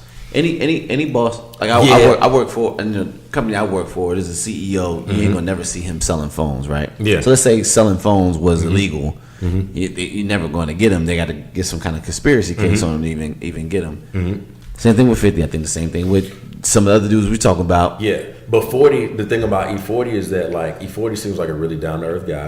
He may be with his homies Because he can be. Yeah. When you're a real, when you one of them real niggas, you could be like, man, cool. But also though, if you try, But you nobody wants he gonna to get try. out there with you, But nobody's gonna try. But nobody's gonna do that. right? Because But everyone has a sense, Right. not to try. You But know what he's I'm saying? he's also one of those guys.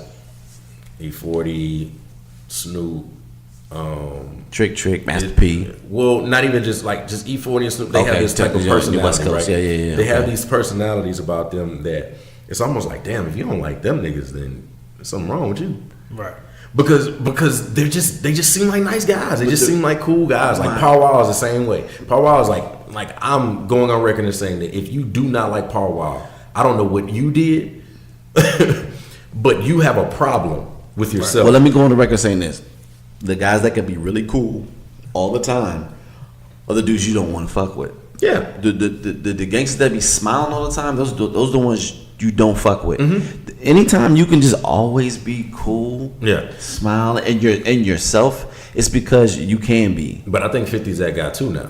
50's that guy that he's gotten to a level of comfort to where he's like, well, I don't really have to wear this bulletproof vest no more, and I'm cool with I'm cool with not having to look over my shoulder anymore, and I'm good. Life is good. I got money. You know, I think 50 always has to let you know that I'm that nigga. He always gotta get. You know what I'm saying? Yeah, but that's only kinda let if, you know. but that's now only like if, through social media and shit now. yeah, but You know, but that's only if you come out your mouth saying some shit. You know what I'm saying? No, stop. You know that's not true. He be going at women and shit. Come on, he was just getting that Gabrielle Union and shit. And she I mean, it's- but he was doing that as like these are jokes. But, and, you know, and Yeah. I may be completely wrong. I may be Yeah. completely wrong, but I know dudes that gotta jump out there to let you know I'm still tough. I'm like, usually those aren't the guys. It's the smiling ass Paul Walls that you don't fuck with. Gabrielle Union to say I'm still tough. Yeah, No, it's just it doesn't matter it's just who. a thing of, He goes at. it's just a thing of like when people say things about him and shit like that, like when Lee Daniels was saying whatever they had to say about power and all that stuff, he went and said what he had to say. Well, he was saying what he said about power because he was going at him because he felt like they were stealing his marketing for right, and So that's when they responded back. They weren't trying to go at 50. 50 they didn't even think about 50. 50 came in to steal their marketing because it's like, oh, they're putting all the money here. He's a smart motherfucker. Yeah. He positioned himself right next to the competition, Which is super duper smart because power is way better than him. I think 50 is just not scared of anybody. Right. But I think that the other guys we're naming, people are scared of them, and without, like, even if they try, like, I think there's people out there that be like, yo, just relax. I don't think anyone's going, yo, relax. Yeah, on the 50. but I think that if it ever got to a point where you're just like, I'm about to try 50 right now, other people are going to be like, yeah, my nigga, don't do that. Because his approach is different. That's where people get it fucked up. Mm-hmm. His approach is different because he's gonna sit there and he's gonna banter with you. But I think that they're not saying don't do that because he's gonna handle you in the street. They're saying nah, he's not gonna give up. He's gonna go this. But also like 50's game is let me go and Ain't no bad press. That's like you started this. I'm absolutely gonna finish it. Yeah. And you being who you are, but you're not going to be able to maintain the type of petty that. But that's you not have. street fear. That's like industry, like opportunity. Right. But then the other thing is that like same thing with Jay-Z. I think it's more. I mean, just with 50, he could play both sides. Yeah. That's it. That's the thing right there. The street fear. Like you don't because you got to remember. You got to remember like niggas don't. Both sides of the coin. Yeah, you got to remember that niggas don't forget how to shoot guns when they get rich. Niggas don't forget how to beat your ass once they get rich. I'm not saying that. I'm not testing what he used to do. I'm not testing what he did in the street. Yeah. But I don't think people are street scared of him anymore because I don't think he's gonna take it to the street. I think he's smart enough to not to go to the street. And most of his beefs are industry beefs. I'm talking the names we named before. Mm-hmm. That is going to be some street. That is like you better guard your life if you're going to go that route. Yeah, but That's all I'm saying. though. I think So to Jack's point, you're not going to get to 50 for him to make that move. Once somebody in front of him sees you trying once to you hit a do tax shit, bracket, you now are not able to just walk in and go see these niggas. Let me ask you this.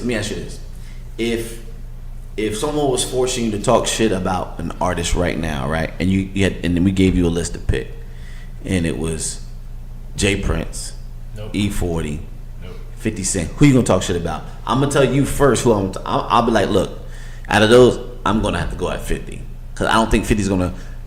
I think he would harm me in terms of my career in the industry, but I don't think he would harm my life, right?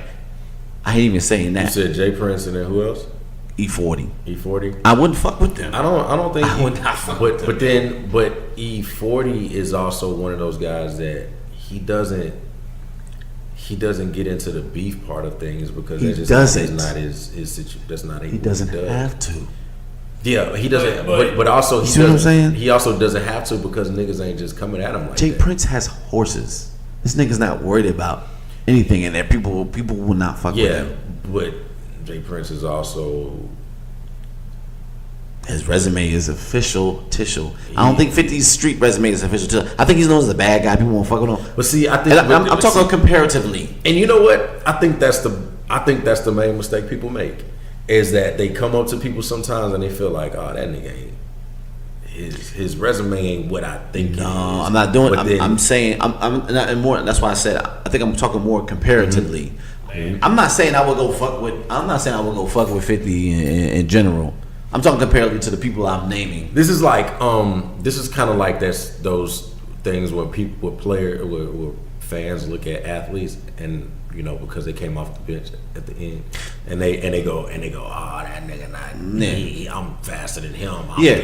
But then you get on the court with them, them niggas give you Exactly. buckets. You look at the and so right. and I think it's one of those things where It is. I think it's one of those things where like you have to actually get in the ring with 50 in some type of arena and But 50 that's not has to, how like, that's not how he's gonna fight his Yeah, battles. but 50 and that's not has- how the other niggas are it gonna has to fight be- their It battles. has to be worth his time for him to even take it to that Yeah, point. Yeah, I don't think anyone's gonna do that. I think 50 has to like give somebody the clinic of just like, yeah, nigga, this is what I was, and this is kind of what I still am. So don't make me. Yeah, anytime you get shot at 9 times, that means that they don't want to fight you.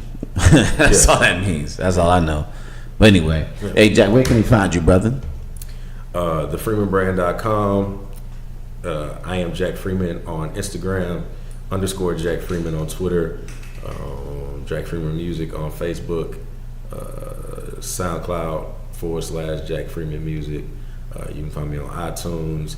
You can find me on Spotify, Tidal, Apple Music. What's Google Play. Google Play. You can find Yeah. me on Google Play. Yeah. You can find me everywhere. Also, this comes out this it was Thursday, Wednesday, whatever. I have a residency show in the Ace Hotel in New Orleans. The next show will be November 24th. That is a Friday night, the day after Thanksgiving. Nice. Come out to New Orleans if you have to. If you can, you absolutely should. If you are a New Orleans listener, definitely come through. If you're a Baton Rouge listener, come out. Saturday morning on the 25th, we're gonna do trap yoga with my girl Alicia Tillman. Nice. Alicia Tillman, aka the Awkward Yoga Girl. Nice. It's going down. Nice. Houston, I'm gonna be here December 9th for Fresh Dark Fest at Last Concert Cafe. Check all that out. You can really check all my dates out on thefreemanbrand.com. You can get the vinyl reserved on the website.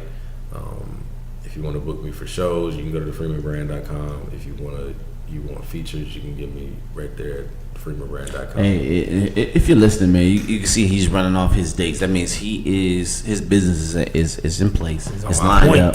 I'm He out can here name it doing all out. I'm sure he's forgetting shit. I'm hoping I'm not. I did forget some there we shit. go. November 23rd. the Netflix series She's Gotta Have It drops. Get the fuck out of here. With Spike Lee. I will be one of my songs. The song "Nobody" will be featured on one of the shows. I know what episode I am going to be on. I'm just not going to tell you. Gotcha. Because I want you guys to watch the entire show. It's going to be a great show. Right. For those who don't know what that aren't familiar with She's Gotta Have It. She's Gotta Have It is the TV adaptation to the very first feature film that Spike Lee wrote and directed back in 1986. Netflix gave him the green light to do the TV show. Nice. And they took one of my songs and put it on there. It's called "Nobody." It's produced by Chris Rockaway. Shout out to Chris Rockaway. And his name always coming up. Got a dope album cover. Yeah, Got so a dope cover art to that one. so we will be.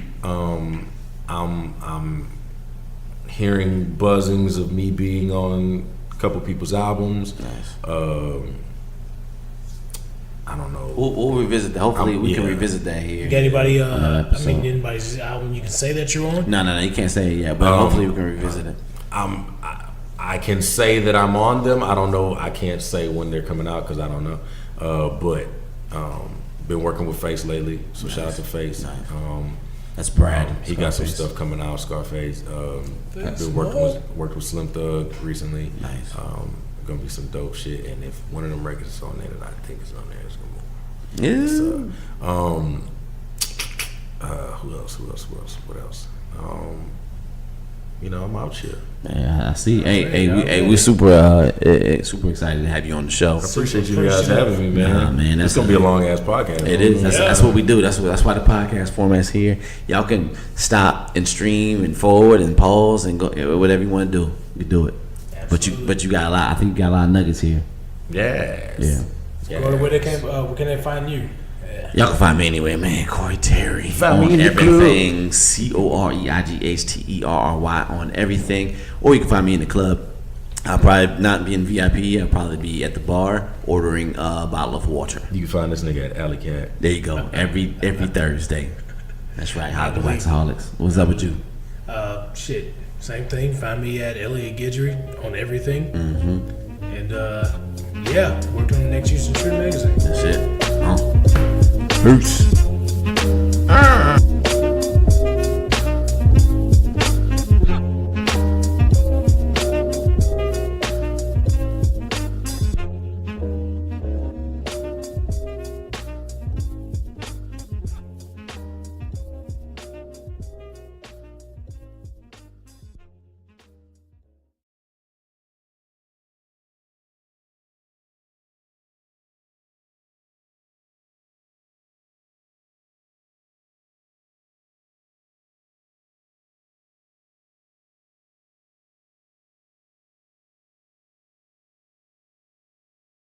He put me an X in there, right? Which isn't bad. That was like a fifth. Gillette did that? I did. You did. I did. So I was like, wait. Over the Brad, over this. He was like, yeah, like straight face. I was like, I didn't say over the Brett. it was over. You didn't put Brad on your list, nigga. Whoever was on your list, I said me X is better than blah, blah, blah, blah, blah. Right. Well, these days though, I could have sworn the Brett was in. is Yes. murdering a lot. Yes. And Gene I have Gray. like 4 songs with her that have a couple. Seriously. Yeah. I have 4 songs with her that have You never. got the mic? You got the mics on? Of course I did. You're fucking right. I did. No, I'm just playing. I did. I turned them hoes on. All right, before we start recording, man, just you're not recording though, right? No, I was recording that conversation. Oh, I may do something with it. Check. My mic sound good. But yeah, man, we're gonna get right into it. Say something. Check something. These nuts in the middle of your cheeks. These nuts. Yeah, man. So we gonna I'm laughing at that shit was hilarious. So basically, Mic check. Check. You good? we do a little rundown, blase, Yeah. introduce you. I got questions for you. I know you're gonna have questions for you. Then we got topics that we sent you. Gotcha. That fuck shit. So, Somebody's super buzzing? vibrate. Yeah, like a motherfucker. Tap. yeah, I hear that. Oh, Whatever it was, it stopped. there was that one there. Okay, we good. Chickity check check. Up in this bitch. Chickity check check. This nigga say in between the cheeks. That's just hilarious. He's nuts.